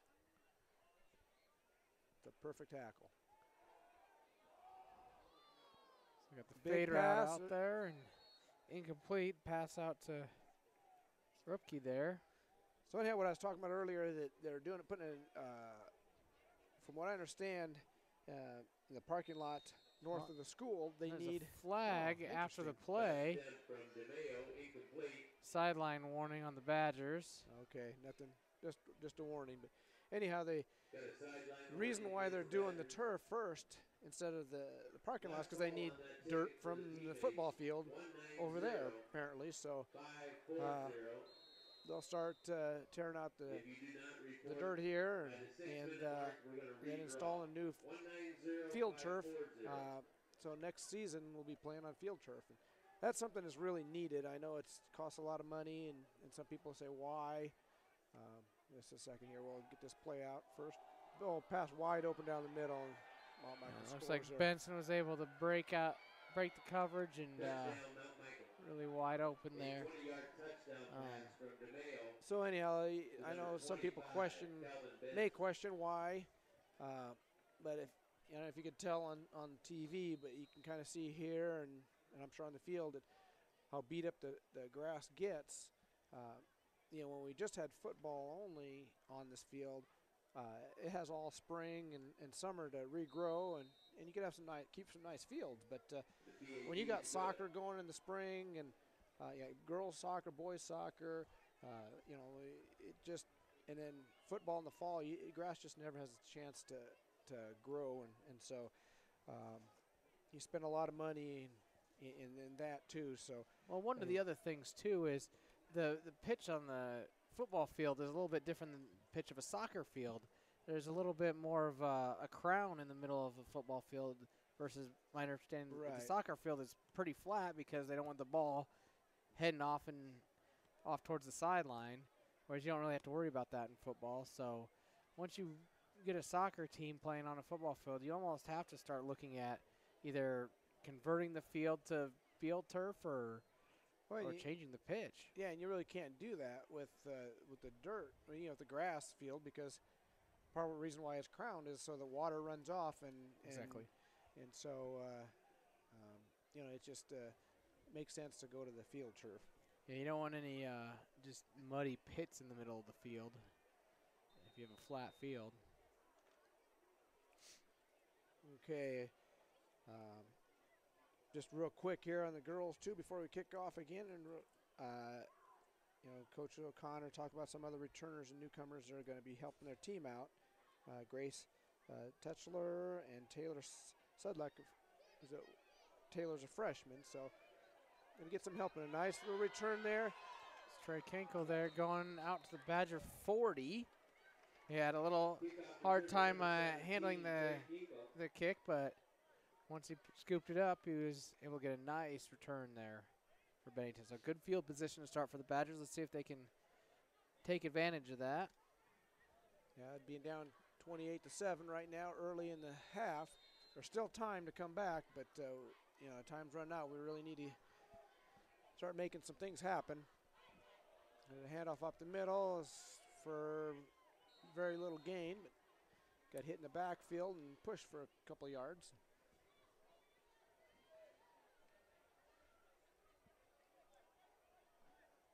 I'll read this here from Coach O'Connor. It's after this play, but probably easier just to read what he's got. He says it just right, or I could interpret it too, but I'll read it for you.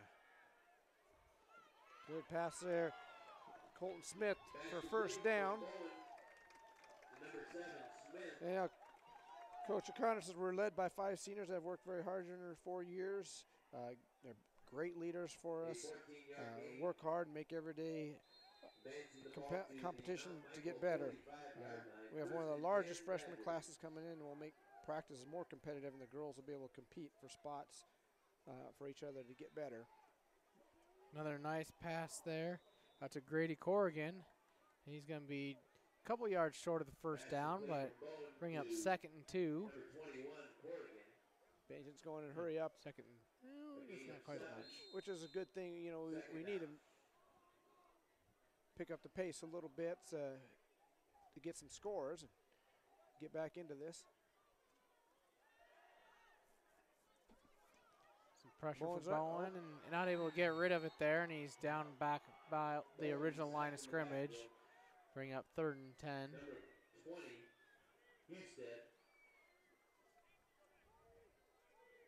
A loss of 7 yards, 3rd down and 10 for Bennington.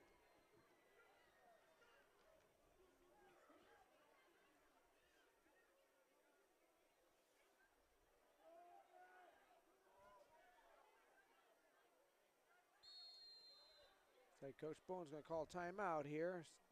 Something he didn't like out there, and so had to call timeout. So anyhow, just finish off what what Coach O'Connor was saying is he returned 4 out of the 5 leading scorers from last season, and the year should be a lot of fun and very competitive. You know, every team on our schedule is solid, and there are no nights off, which, you know, that's pretty common with the EMC, and the tough schedule will help us prepare for a very good sub-district and postseason. So certainly looks like a very promising season for the girls basketball, and be kind of exciting, you know, for them. You know, they've, like I said, ever since Coach O'Connor took over, you know, they're kind of down when they got them. I mean, just the talent level at the time or whatever, I don't know, but he's certainly done a good job, and they keep improving. There's a nice little pass up the middle for about 15 yards and the first down. That was the more important thing. Got a first down there. Yeah, Ben Cornett there on the reception. See, Ben can do something more than just tackle, I guess. He can catch a ball. He can tackle, he can punt, and he can catch a ball.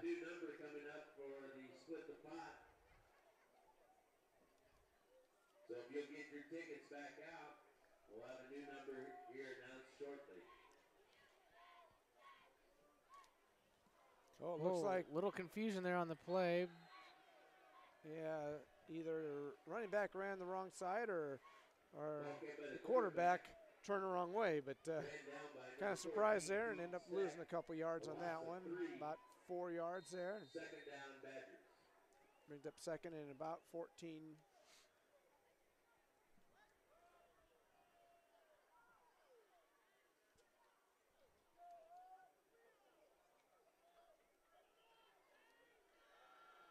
Pressure coming up from the outside, and Bowen flushed out, throws back across his body in the middle of the field, and really where he threw it was probably best, because it would have been picked off if he would have thrown it right on to the receiver. Yeah, Cooper there had to try to catch it behind him, and he had a defender coming right across his face. And yeah, probably better to have that one land in the dirt. Yeah, because I think if it would have been on target, maybe that's where Bowen tried throwing it, but to have been right on target, the other guy I think would have picked it off, and he had a lot of running room too, so who knows what would happen. So 3rd and 13 is screen, but receiver tripped up. So brings up 4th 13 from the 33. Looks like Bennington's going to go for it here. Kind of have to in this position here. You're down 3 scores in the 3rd quarter and out of field goal range, and really punting doesn't get you much here anyways, because you're either going to pick up 15, 20 yards on a punt, or it's going to go out into the end zone. And you only pick up about 8 then, or 13 maybe, I guess. So there's a long pass. He's open. And then touchdown there. Badgers. Grady Corrigan gets behind the corner there and is able to get the touchdown pass.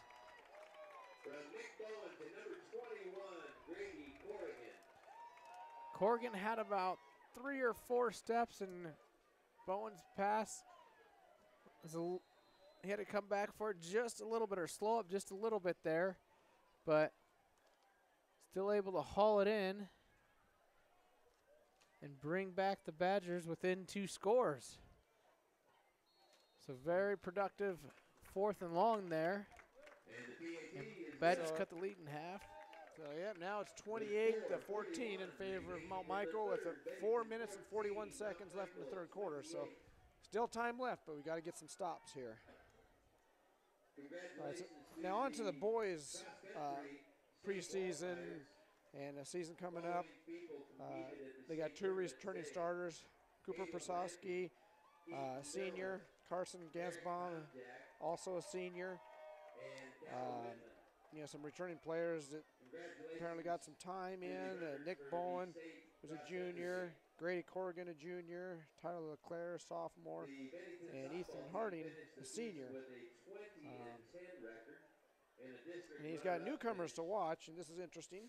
Braden Aborney and J.J. Rissling, both seniors. So newcomers as seniors. I don't know if he's hiding them somewhere or what, but I'm sure I know what he means. You know, they're probably first-time varsity guys. They probably played a lot of JV basketball, and now they moved up to the varsity level, and you know, both of them have an opportunity to do something. Nice kickoff there to about the 1 yard line, and right about the 18, 19 yard line. Nice hit delivered, nice tackle for the Badgers to start Mount Michael off really deep in their own territory for where they've been starting most of the night. Yeah, and that's the kickoff we expected from, you know, the half, after the half when it went short. You know, we've been kicking it deep always, and so must have just slipped or something that last time, but nice kickoff and good coverage. So short starting on the 19-yard line.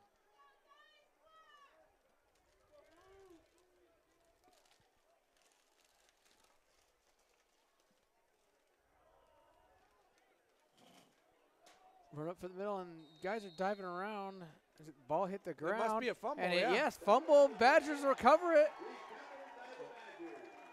The guys are kind of bouncing around. Nobody like really seemed to know what was going on, but one of the Badgers just dove in, scooped up the ball, and stands up, and sure enough, they signal first down Badgers. So Bennington picking up the ball at their Mount Michael 22, in great position to score again here. If Bennington could take advantage, make it a one-score game, things are starting to turn around for Bennington. Yeah, that's really what the Badgers need to get back into it. And there's a nice little run up the middle. Well, a nice crease there, a few yards after contact, and it's going to be about 2nd and 6, maybe 7.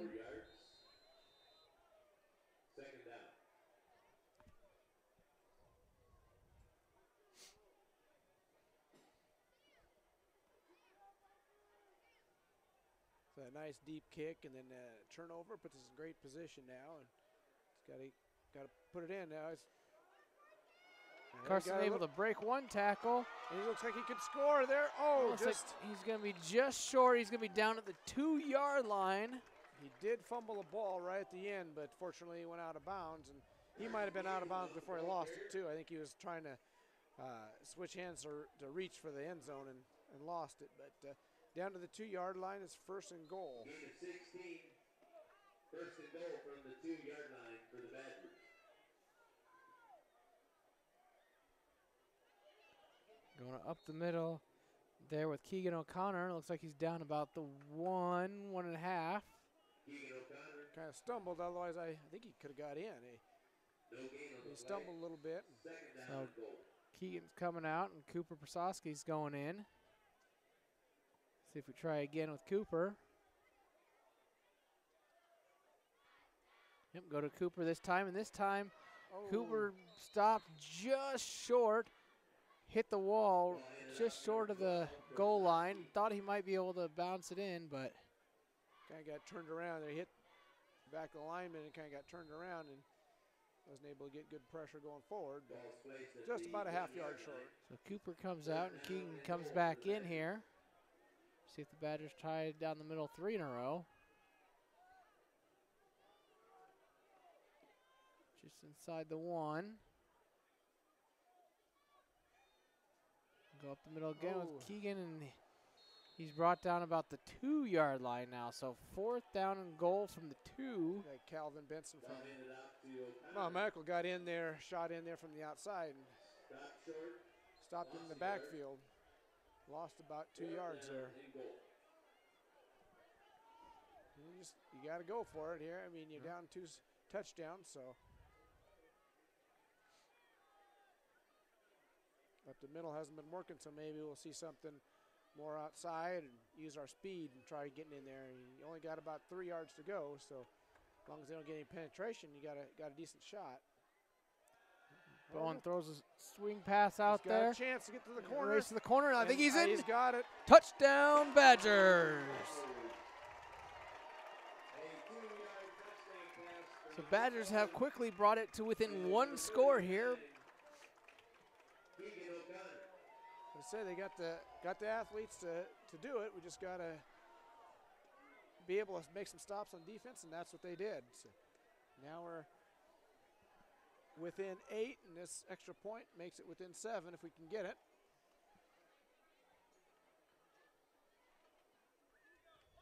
The kick is up, looks like it's good. And it's now 28-21. Mount Michael still with the lead, but Badgers score twice here in the third quarter. We got a minute 56 left in the third quarter, so a lot of time here yet. So anyhow, as far as boys basketball, Cooper Prasowski was a first-team All-State last year, and first-team on the All-State tournament team, and set a school record on three-point field goal percentage last year. So, been working himself on several charts and records there, and averaged 16 points per game, and led the team in free throw percentage and three-point percentage and overall player efficiency. So, certainly one of the best players back on the state qualifying team. That's going to help quite a bit. Kick a little bit short this time, about the 6. Mount Michael able to get to a return about the 27-yard line. So not too bad for kick coverage for the Badgers. Tom Osborne always said if you keep it within the 28, that's what his goal was. And so they did it, down to the 27. So. Oh, maybe the 28, I guess, where they spotted it. Nice spot.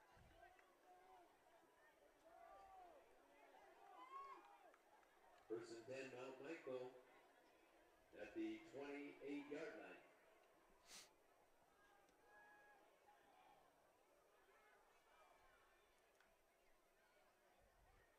Little shovel pass up the middle there. Oh, we got Brooke, big run there, and got tripped up.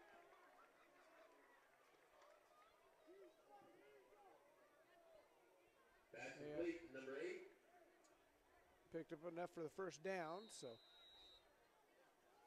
a little shuttle pass right up the middle. First and 10, Mount Michael at their own 40-yard line.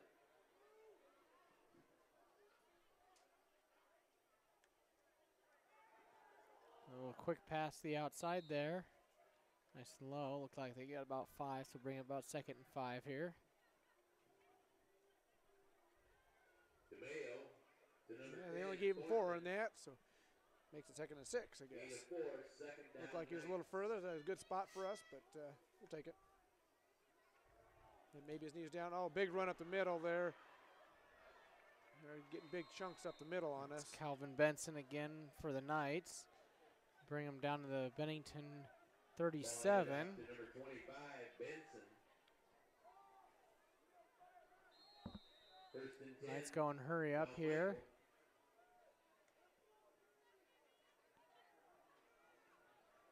Another big run for Mount Michael. Looks like another first down. And pick up about 12 there. Big enough chunks of yards. We're going to have to stop them here. They started off doing real well defensively, but this drive there, Mount Michael's getting some yards on us. Mount Michael riding the hot hand again, going back to Benson, but this time you've got Benton Cornett there, stopping him with about 1 yard. Looked like he went for a ride. He jumped on his back and still took him down. I guess he didn't take him down, he tackled him. Wrong sport, but same difference.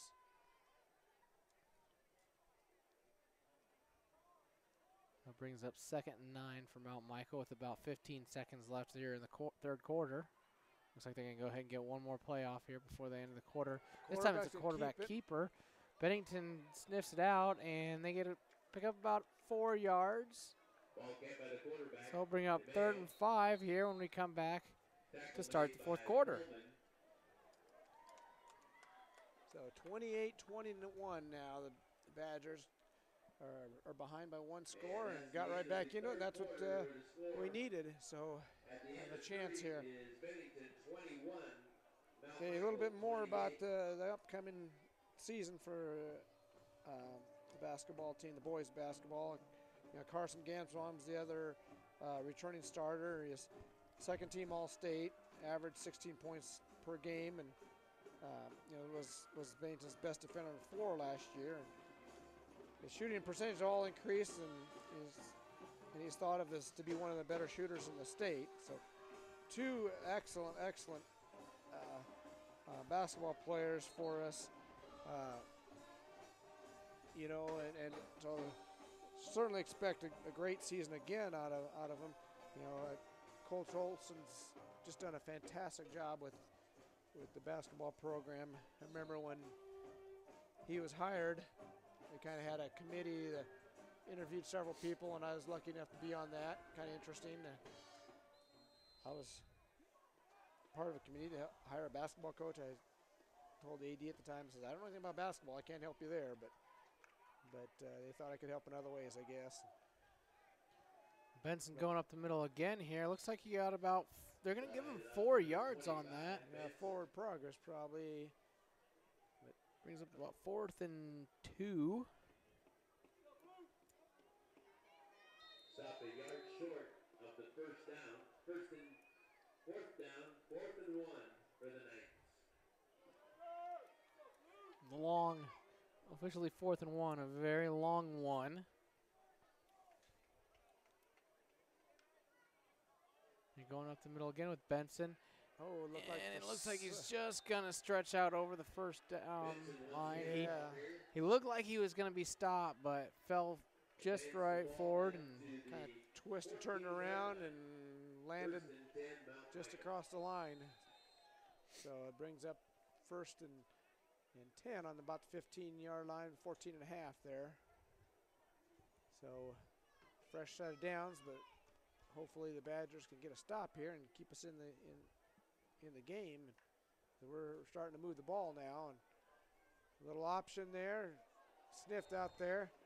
Benton Cornett with the tackle, and ball pitched to number 23, Rambo. And I think it was also Zach Utek on there.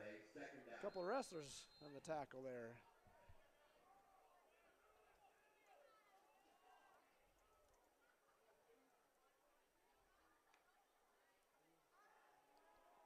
Quarterback back to pass. He's got a guy there open. Did he catch it? Yep, they're calling it a catch. I don't know, Craig, if you got the replay there, maybe we can see if that really was a catch. Radio down to Coach Bowen to throw the flag, the challenge flag. I don't think it's going to matter. Yeah. I think it was a catch here. It was a low, but it looked like he got his arms underneath it. And the official's right there, so. But that brings up 1st down and goal on about the 3-yard line. So we need a turnover to be a good time right now. We've had a couple of those. The quarterback's going up the middle. It looks like he might be short by about a yard. But twice we've stopped him in the 5-yard line. Once on downs and another time on a fumble. So maybe we can get another big stop here. We got 2nd and 1. Ball's placed to the 1-yard line. 2nd down and goal. And they're still spreading things out. Quarterback keeper up the middle, and he's able to dive in for the touchdown there. Touchdown, Mount Michael. Number 2, Sid DeMeo with a 1-yard touchdown run. So pending the PAT, we'll have a 2-touchdown lead for the Knights. So Pennington's just going to have to do what they did the 3rd quarter and score a couple touchdowns to tie it back up.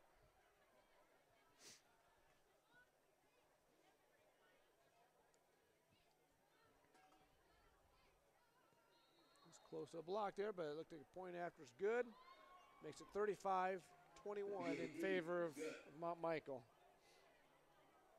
But yeah, to finish my story there, since Coach Olson has come to Bennington, he's really done a nice job. And one of the things I really noticed that's changed quite a bit is the community getting involved, and that's one of the things he talked about in his interview is getting the whole community involved. And and it might have been going that direction anyway before that, but he's certainly embraced it, and I see him, at their youth basketball events and practices and things like that. I see him around once in a while, and so he's involved heavily, and that's really what it takes to build a program and not just, you know, win here or there, or, you know, but consistently win and at a high level, and he's got them going right now, and everything I hear, the future really looks bright for the basketball program.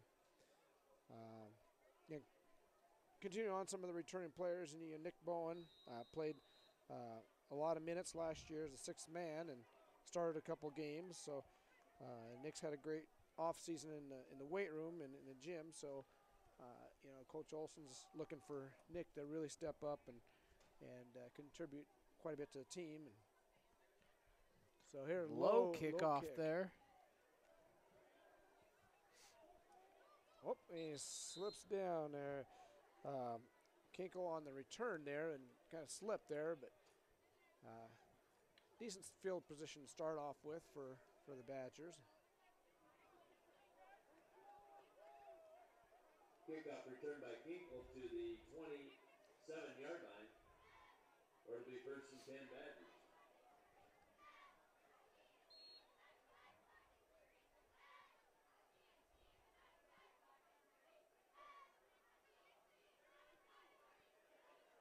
So end around from Gansebaum. Looks like there's going to be holding and maybe another.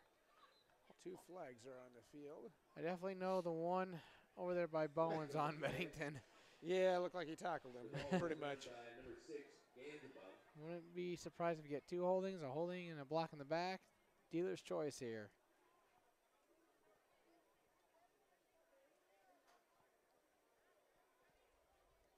So they're going to decline the block in the back and take the holding. That's because it's about 10 yards from the spot. And the spot is about 8 yards deep, and so it's like an 18-yard penalty. So that moved way back to about the 11-yard line. And we got to get out to 38, so a lot of yardage to cover. And still first down, but wide open. Oh, and a nice catch. Gansebaum makes a one-handed catch, and he's streaking down the middle of the field, trying to cut it back. Mount Michael's kind of gaining some ground on him, and he's down about the 27. There's a flag on the play, though, right at the end of that play. Should be still first down, and where it's at, I don't know. I think they're going to go. Are they going to be a block in the back or a holding there? Looks like some of the Bennington guys got their arms in the air. Like, why? What are you calling? Yeah, I'm going to call block in the back on the Badgers there at the end of that play. Well, we got plenty of yardage. That still be a first down at least. Got us out of that big, huge hole. I don't think I'd call that a block in the back. The guy was on the ground, and that guy fell on him. I'd have to disagree with that call. Going to have Coach Bowen review film and send it in. Do they do that here too, or I don't know. College level?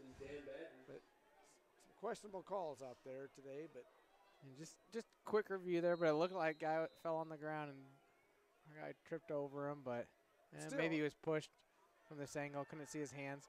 Going over top again. Another one-handed catch this time by Grady Corrigan. The Badgers with a pair of one-handed grabs to bring the down to the 11-yard line. Badgers driving.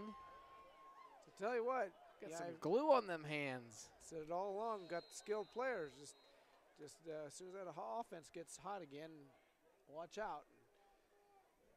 You know, he's still got 8 minutes and 50 seconds left in the game, so we got plenty of time yet. Kinkle around the outside, trying to cut it up now, and he's dropped right about the line of scrimmage. Late there. Probably a holding where it's being thrown.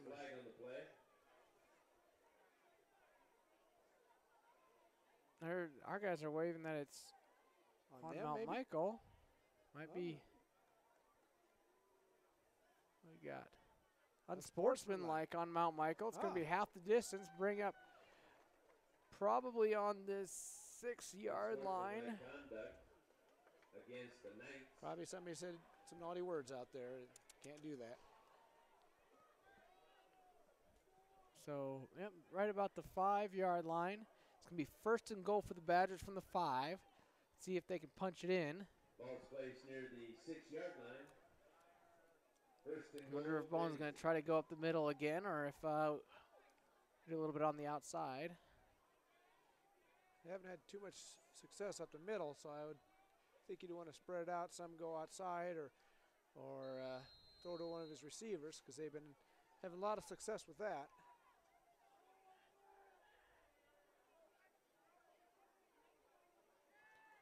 It looked like they were going to bounce it out, and then He cut up, found a little hole, and Carson got about to the 2. or the 3 maybe. Looks like it's a little short of the 2. It's going to bring up 2nd down and goal.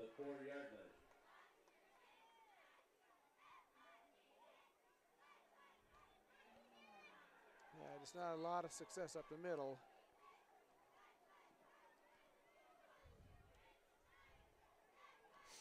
Keegan O'Connor on the carry. No gain on the play. 3rd down and goal.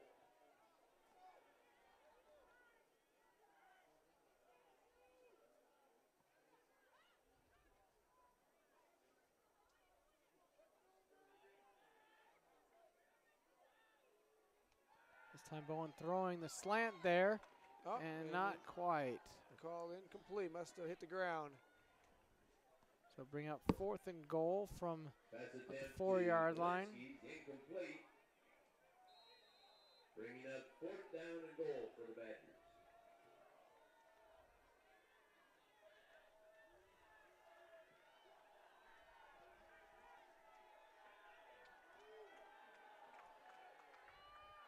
Going to pass, got some Oh, pressure, there. able to avoid it.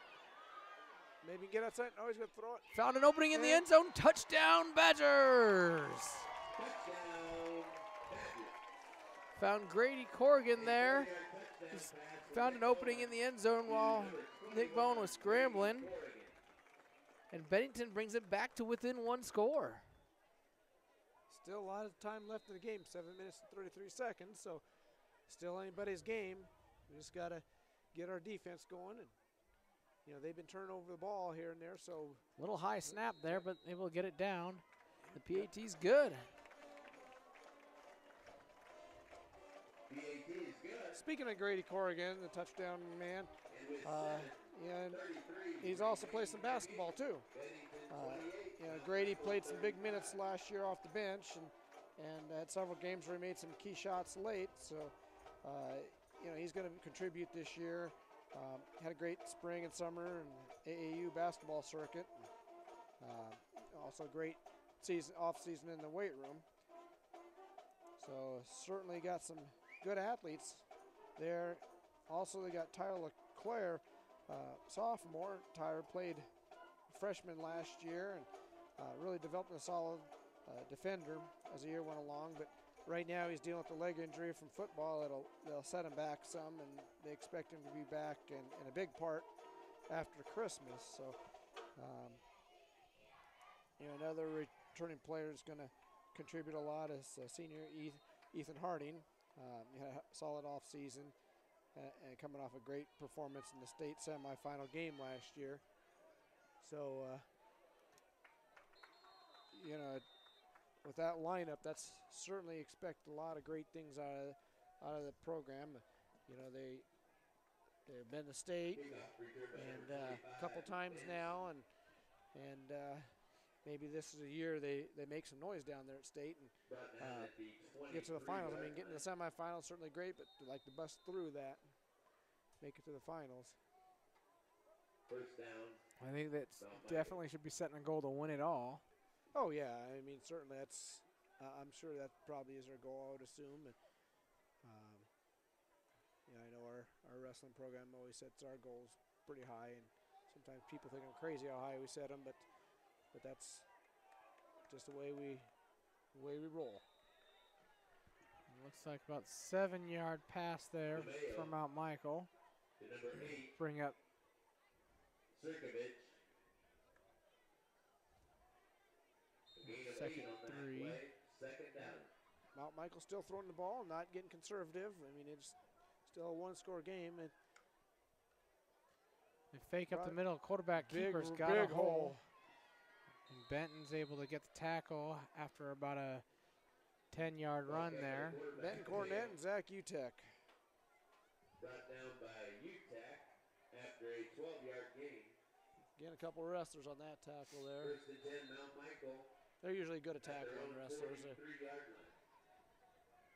I always say a takedown is just a controlled tackle. And if you can do a controlled tackle, you can do an uncontrolled tackle here on the field, football field. That much better.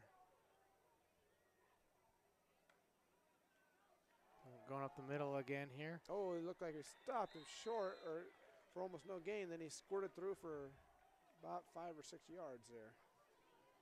So Ramble getting a number of carries up the middle this second half.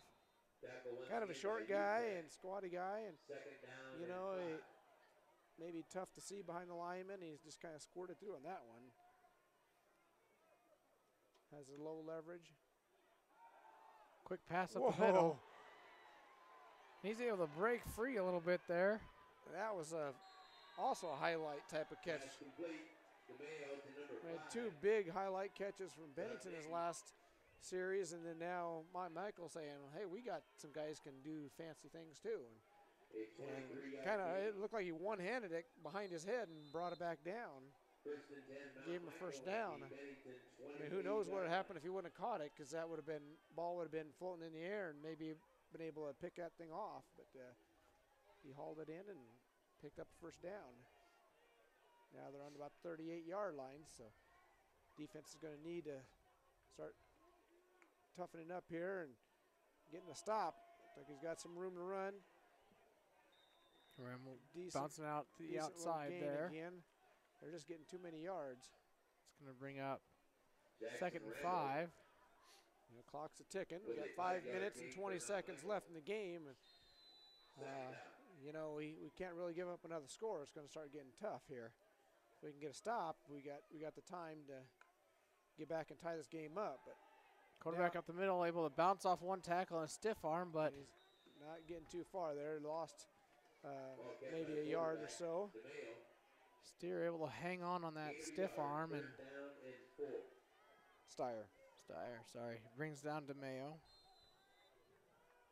So 3rd and 4 for the Knights. Get used to that. He's going to be one of our wrestlers. Have you work with him some too. He's one of the bigger guys. One of the talented freshmen from this season. He's got a lot of potential both in football and wrestling. But we're going to see, oh, big pass wide up the open. middle, a slant, and Zarnicki there able to score the touchdown for the Knights. There's a flag in the backfield for a chop block on Mount Michael, and it's coming back. Wave that touchdown off. Chop block in the backfield. We'll take it, but didn't know you could do that in the backfield. It cut him right at his knees. Okay. Usually I thought between the tackles you could do that, but I'm no football expert. I mean, on all the rules, but he's about 3 or 4 yards back and behind the line of scrimmage, and it's like a spot foul. Cut him. Yeah.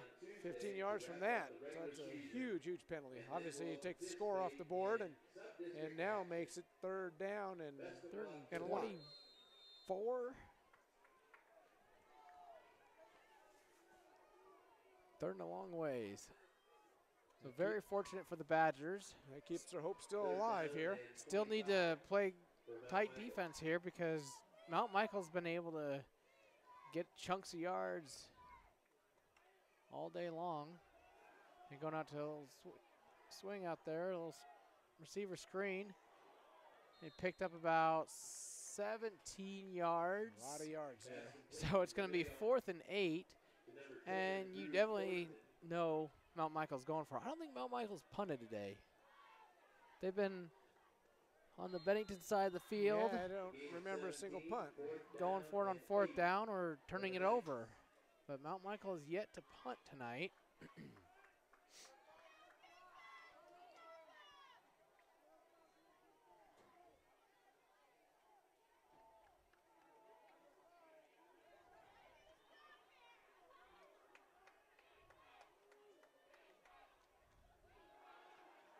Got pressure on the quarterback, lets it go, Oh, and it's out of bounds. Incomplete, so overthrew him, so Bennington takes over. No flag, so Bennington gets the stop. We got 4 minutes and 9 seconds left, so a lot of time, no need to rush. And the way we moved it last time, there's no reason why we can't march down the field.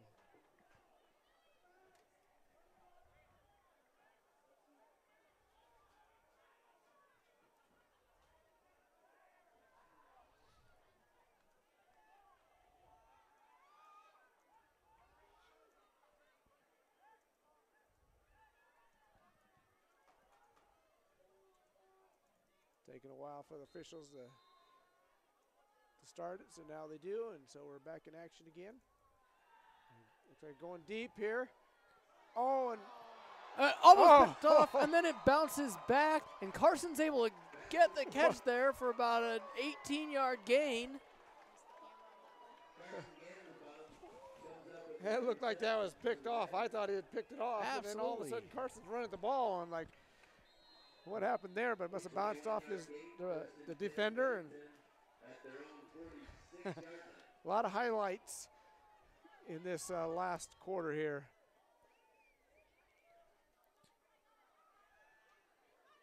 Swing out there. Oh. Able to break one tackle, but still loses about 3 yards on that. Bennington's on hurry up. We got 3 minutes and 35 seconds and counting. So timeout. Looks like somebody's calling or stopping the clock for whatever reason. Maybe out of bounds. So Bennington's still got 2 timeouts left, so plenty of time yet to score. And we're going to have a false start there. Jake Delinsky trying to get an early start on that play.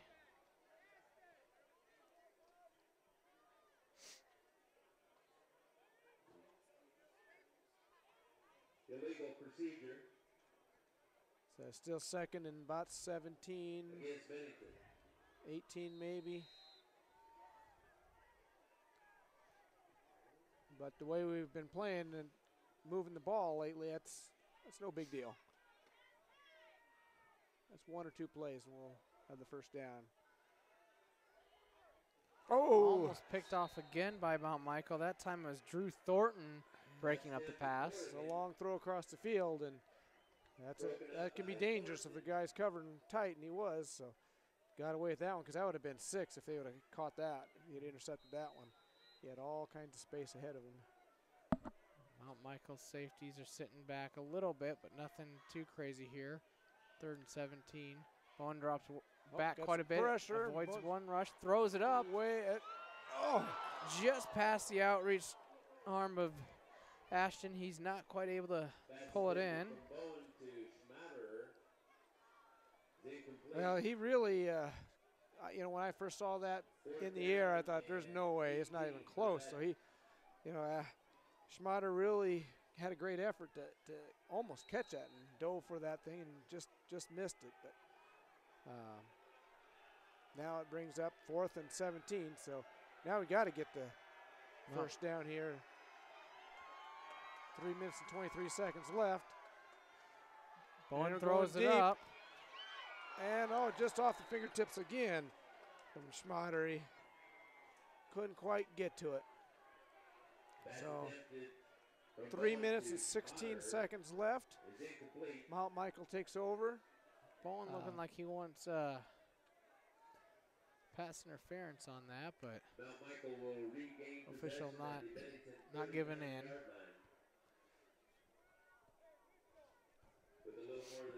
So real quick here, a couple more things on the boys basketball. Coach Olson gave me a lot to think about. This year's team looks like it's going to be a perimeter oriented. Several guards that played big minutes last year are back, and if they can find a good offensive rhythm and play well with each other, this team could be fun one to watch and a difficult one to guard. Team speed and athleticism will be solid. Kind of like we've been talking about here, a lot of athletes. Several newcomers will be fighting for roles off the bench, and competitive practice environment gives them a chance to play their best basketball late in the season. So they had to delay a game there while I was talking and moving them back 5 yards, which is good. They just wanted to listen to how the Bennington basketball team's going to go. Must have. Well, Michael keeping up the middle, but nothing doing here. Loss of a couple yards. Brings up second and about 17. Up to number 23, Ramble. Loss of a couple yards. Second down and 17. So now it looks like they're starting to get conservative and run the clock. Although they got a lot of yards to cover. I think there's an option there, but It looks like he might have stripped the ball away. Yeah, and they're blowing, so it must. Nope, they're calling timeout, Bennington. I Oh, thought okay. maybe they stripped the ball away. He was going for the strip. Yeah, when the official was waving the time there, I thought, okay, a lot of times that's a turnover there, but no, it's just a timeout. Yeah, because they called that pretty quick. So we got 2 minutes and 43 seconds left in the game, so we got time yet, but we can't mess around too long. We need to get a stop here. We have one more timeout for the Badgers. So if we could stop them here, and if they need to use a timeout, we'll still have over 2.5 minutes left to score. And you've seen how fast we can move the ball. And guys have been just missing some long passes, so there's a chance we can get right. There's still time to get back in this. A couple of speaking of the newcomers for the basketball team, Coach Olson also said Brady O'Borney, looks to build off a solid off season and increasing his role this year. And J.J. Rishley himself looks to fill a void left by Thomas Spohr in the middle with his size and strength and help inside. All right, so here we go. Quick pass up the middle there. Picked up about 10. And Bowen's going to use the last timeout for the Badgers. We've got 2 minutes and 37 seconds, so we'll see if they're going to punt or what they're going to do. I would assume they're going to punt this time. I assume they're not. I don't know. I haven't punted all game. It's 4th and 6 from the 35. Yeah, you don't really gain much from punting it. You can do kind of a little short punt and try getting within the 10-yard line. But boy, if you don't get it 4th down there on the 35, you give Bennington a real good chance. I agree, but the way they've been picking up chunk yards and haven't punted all night, especially in this kind of field position, I just don't see them changing course. Now, if Coach Petrie was still there, I know they would not punt because he didn't right. like punting. Coach Petrie's one of the coaches for Mount Michael several years, one of the assistant coaches, and known from youth football where her son Josh was at, and Craig coached with him, and also know him as one of the head coaches at Boys Town Wrestling. So, and they're going for it, so. We got 3 wide here at the bottom and 1 at the top. And just a little quick squib pump. A little quick squib, and it bounced out about the 9-yard line. About the 10, yeah. Oh, I gotta say about the 11. So we're both wrong. So that's kind of what I expected. I didn't expect him to do a quick kick like that, but that's not a bad idea to kind of throw Bennington off guard. Badgers really needed to play it safe there anyways. Yeah, oh yeah. So we got 2 minutes and 32 seconds to move down the field. That's plenty of time for the Badgers. No timeout, so anything tackled in the middle of the field will need to hustle up and line up again.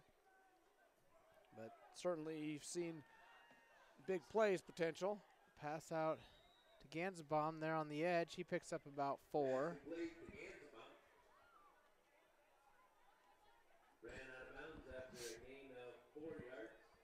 Bring up 2nd and 6 here for the Badgers. Got Ganzenbaum and Dolinsky here at the bottom of the screen. Got Trey Kinkle and Grady Corrigan at the top. And to Ganzenbaum down the middle. He's got the first down at the Bennington 30. Nice Badgers hustle up to the line of scrimmage. Clock stops until the chains get set. Badgers Still a lot of time, 2 minutes and 20 seconds. go no huddle here. Go no huddle all game long, so 2-minute offense, not anything unusual for them. A little swing out there. Gotta try getting out of bounds there if he can, but he's got to get some yards too. It doesn't That's O'Connor getting about to the line of scrimmage. look like he got out of bounds or stopping the clock, but really no gain. 2 minutes and 9 seconds left, so still got a lot of time, but got to keep moving forward. They're coming up tight. They're bring a lot of pressure, but that's Ball dangerous. goes over top. Oh! Another one-handed grab What by heck? Katie Corrigan. He's gonna got go all the way. Touchdown, Badgers! No flags on the field. Badgers, the PAT, away from tying this game up with just under 2 minutes left. Told you they're dangerous. 3 one-handed grabs tonight by the Badgers. It looked like their defender stopped thinking that he wasn't going to catch it, and he caught it and just kept on running. Big PAT coming here for the Badgers. Got to settle everybody down real quick. Yeah, because it's still not, you got to get this one. Snaps down, And kick is up, and it's good. good. Badgers tie it up. 35 all here with just under 2 minutes in the game.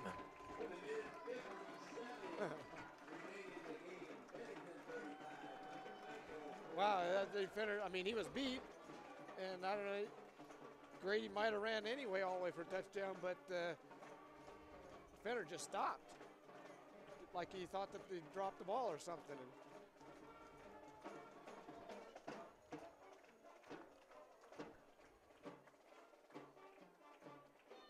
So minute 57, still a lot of time.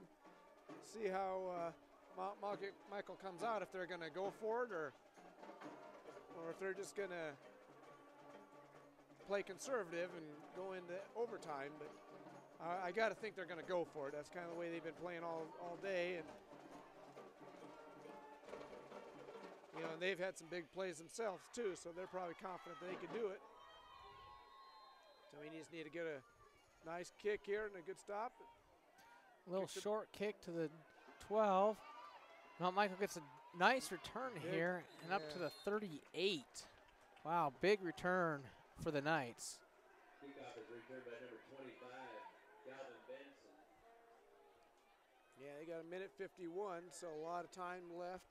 They have 3 timeouts, so really a lot of time here with, you know, first down, stopping the clock 2, and out of bounds, and 3 timeouts. And they've been picking up chunk yards all game long.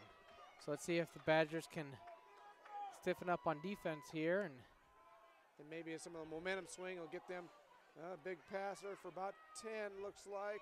Looks like they're going to call him just short of the first. He's going to give this guy, this official over here is giving him the first down. Nope, they're not. Nope. I disagree. Well, Second one. Okay, the other 2 officials, one of them tried spotting here a yard earlier, and the other one didn't give it to him, so. Another quick pass out. The guy's open there. And almost a missed tackle there, but Mount Michael able to get to the 42, and that stops the clock with the first down. Minute 27 left here in the game. Mount Michael back up the line right away, ready to go as soon as that ball's set. And looks like there's going to be a holding call. Pass is complete to about the 25, but flag back in the backfield. Yep, it's a holding. That'll bring him back. And with the spot foul, that's going to be like a 15-yard penalty, really, because it's about 5 yards deep at least, 5-6 yards deep. So 1:16 left in regulation here. And that was a big play for them too, so that really hurts them quite a bit. So with that, after that walk off here. So that's like 30 yards from where they would have had the ball. That's huge. It's going to be about 1st and 18. More than that. No, sorry, 23. That's a little off.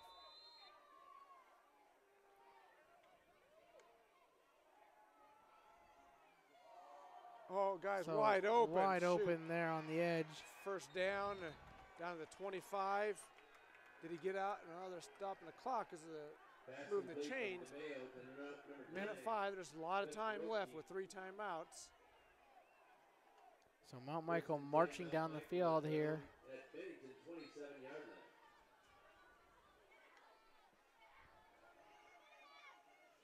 Quarterback flushed a little bit. Oh, Picked off by the intercepted. Badgers. That's Grady Corrigan. He just scored a touchdown, and now he picked it off, and it looks like a late hit out of bounds. They're not throwing any flags. There's a flag on the play. There is a flag on the far side of the field, though. Uh-oh. Hang on here. And Bennington doesn't look like they're very happy.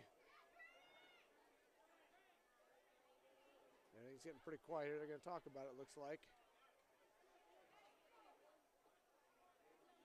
Real big call coming here because it might be holding on the defense, which would give the ball back to Mount Michael. Where's that replay, Craig? Yep, they're calling Holding defensive defense. holding. Oh. Huge penalty here. Oh, And it's on the back side of the play, too, so Looks like you just don't see that. against Bennington. Haven't seen that all game, and it happens right now. And you get an interception, and really gave us a chance to score and win the game, too, because there's 56 seconds left yet in the game.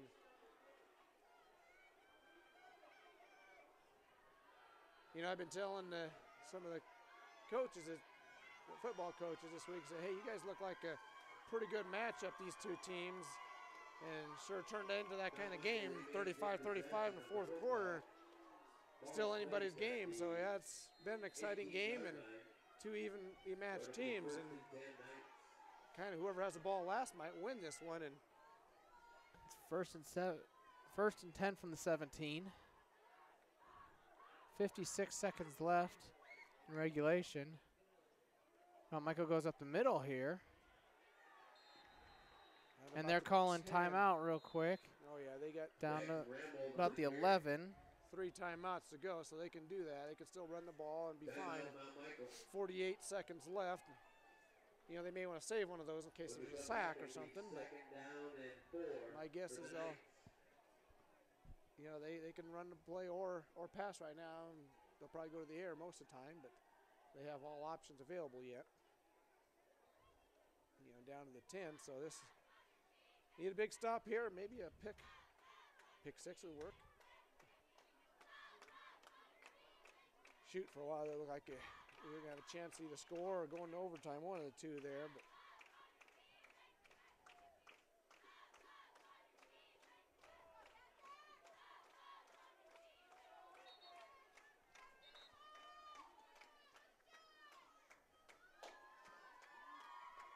all right, here comes Mount Michael ready to go. See if the Badgers can get a stop. Mount Michael going empty backfield here. 5 receivers out there. And looks like illegal procedure. Gotta be. False start. Yep. So it's going to bring up 2nd and 9 from the Bennington 16. Kids are getting pretty excited here. Starting to see more flags. 47.5 seconds in regulation. 5-yard penalty brings the ball back to the 16-yard line. 2nd down and 9. Mount Michael staying with the 5 receiver set.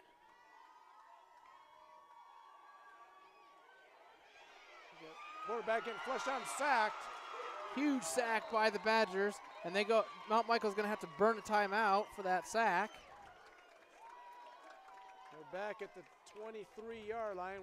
They were at the 10 for a while there, and now a penalty and then a sack, push them back to the 23. That's Clay Pullman coming in free to the quarterback and officially getting the sack is Benton Cornett again. And that's one of the dangers of not having a running back in the backfield to pick up that block. And if they can't throw it quick, you got a lot of pressure and you can get a sack out of that, and that's kind of what happened there.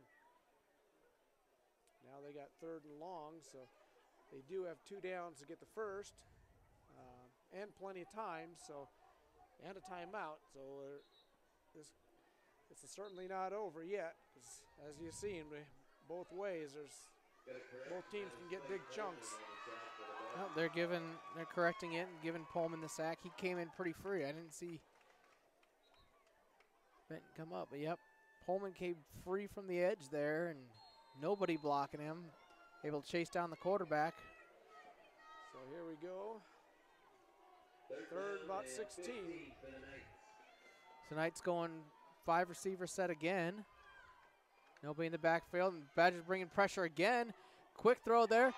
Ooh. And a nice, the throw's a little high. Wow, that was. Bennington comes with the hit just as the ball hits his hands. Almost could have been a little late, but well, and the short, official let it go. He's right there. And as short as he is, too, that was kind of a high hit that could have went the wrong way. But so no 4th flags. and 15, and they're gonna, huge down right here. They're going for a field goal. Mount Michael's going to try to attempt the field goal kick. This is going to be a 40-yard field goal, about down the middle of the field here. I don't know if he has enough leg, but. And the snap is bobbled, but he still gets it off, and he made it. Oh, wow. I don't even think the ball got down. Yeah, it was bobbled. Wow. I don't even think the ball got on the tee. 33 seconds left in the game, and Mount Michael takes a 38-35 lead. You know, that was, that ball, when it was snapped and it was bobbled there, I thought that was over. I mean, first of all, to get it down, and second of all, even if you do kick it, that's a long field goal for a high school kid and to make in the first place.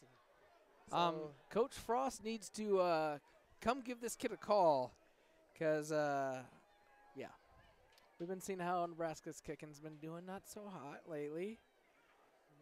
But so, well, 40. Still a lot of time left. You've seen how we can throw it one play, we can go down the field. So 33 seconds left here in the game. Mount Michael has the lead, 38-35. Back and forth, second half, really. Badgers were down 3 scores, down by 21 coming in to the third quarter, and come all the way back, and Mount Michael's taking the lead with 34 seconds left. Deep kick. It's going to be down about the 1. Wow, that was close. Looks like he stepped on the line, and the official let it keep going there. And only get to the 10-yard line.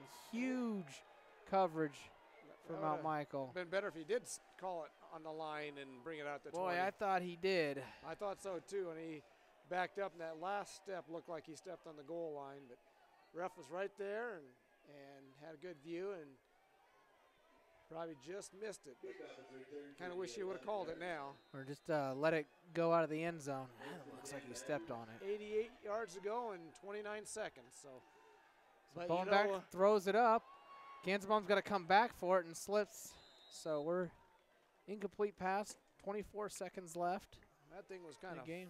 Fluttering all the way like a duck there, so I don't know what happened, if it got tipped or what, but didn't have a chance on that one. But our guys can get open, and they got some speed if we can get it to one of them. I mean, we don't need it all at once, but do need a lot of big chunks. So I just go 4 wide, but across the middle. Pass, incomplete. That's not going to help a lot, something like that, because you really got to go downfield on the edges. Well, if he gets tackled there on the field, that's almost the game. It's 20 seconds left right now. You know, by the time you line up, because guys are running way down the field, I don't think you line up in 20 seconds. Badgers got to hurry up, taking a little bit of time to get this play in. Yeah. Can't really afford to delay a game right here.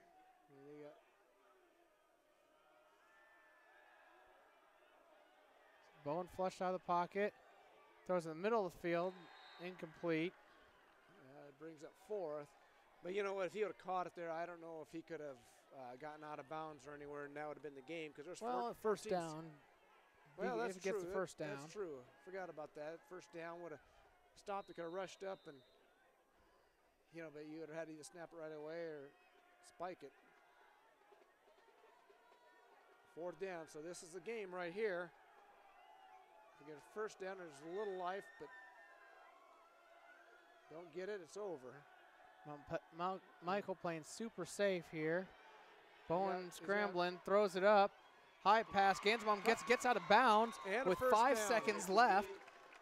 So Badgers still have life left in them, about the 32, 33-yard line here. It's gonna be, this is surely going to be the last play here. And Mount Michael's, they're playing deep. They got the safety back at about the 30-yard line. Respecting our speed and athleticism, so. Really don't expect a Hail Mary from this far, so maybe try to get something in the middle of the field and break one. Yeah, it doesn't matter where now, because this should be it. Quick pass to Gansbaum. He gets out of bounds, 2.5 seconds left. So a little quick strike, give him some more room. So I was wrong. We got one more play left. Yep, I don't think they can get it 2 plays off in 2.4 seconds, so this is it. Get some, they're only going to rush 3, so there's going to be some time to let the guys run down the field a little. And there he goes, lets it deep. It's a little short, and it's batted down by Mount Michael. And that'll be the game. Mount Michael holds on 38-35. Regular season finale here. Yep, what a game. Badgers fall to 3-6, but with their wild card points, they should qualify for the playoffs. Yeah, I think they're in. Now it's a matter of who they're playing, and right now Scott's on the top, and you haven't really looked at that, whether if they lose, then let's see, the Scotts Bluff or McCook, and Scotts Bluff and McCook are playing each other, so definitely one of those teams to be up there. Scott, is it Ron Colley they're playing? No, it wouldn't be Ron Colley, that's Blair. But, depends on how that game goes, which I think Scott is favored to win pretty heavily. So yeah, they're at Norris to finish the season off. Yeah, Norris is a decent team, but it still would take an upset. So assuming everything works out as expected, Bennington will be going to Scott next week. And really that was the first game of the year we played Scott. It gave them kind of a game there. I mean, it wasn't terrible. And I've been saying all year long with our athletes that we got, sometimes it can scare some people. Yeah, and you never know. They have a bad game, get some turnovers, and all of a sudden make something happen. Who knows? I've always said, like in wrestling, you may take on the number 1 guy, but if you knock off the number 1 guy, now you're the number 1 seed. You're in position of the number 1 seed, so things get real good for there. So you just never know what could happen. Yeah, it looks like the last update, it might be over at this point. And it's surely over at this point, but Scott definitely winning that one, so definitely be heading out to Scott next weekend, so don't have to travel too far. Don't have to go to Scotts Bluff like thought was possible. So Badgers end the season here on a really close game with Mount Michael. And exciting, a lot of highlight type plays and catches and that close game, and a little back and forth on interception at the end that gets called back on a penalty and all that. Just real exciting game. So this is the last broadcast for the fall. Unfortunately, Scott won't let us go there. Well, that and broadcast rights, postseason broadcast rights, and all that stuff. So you'll talk to Jeremy about that. He's like the president of Scott now. Jeremy Moore. He's an old wrestling coach from Grand Island Central Catholic, and we know him real well. So we may have to have a talk with him about that. So, barring that, we'll be back at the end of November. Start off with the wrestling black and blue duel, and actually, we got a fair amount of home wrestling events this winter. black and blue duel, and then we'll have our home invite to start off the winter season. So we'll have it's about a month and a half off, and we'll see you all back here in the winter.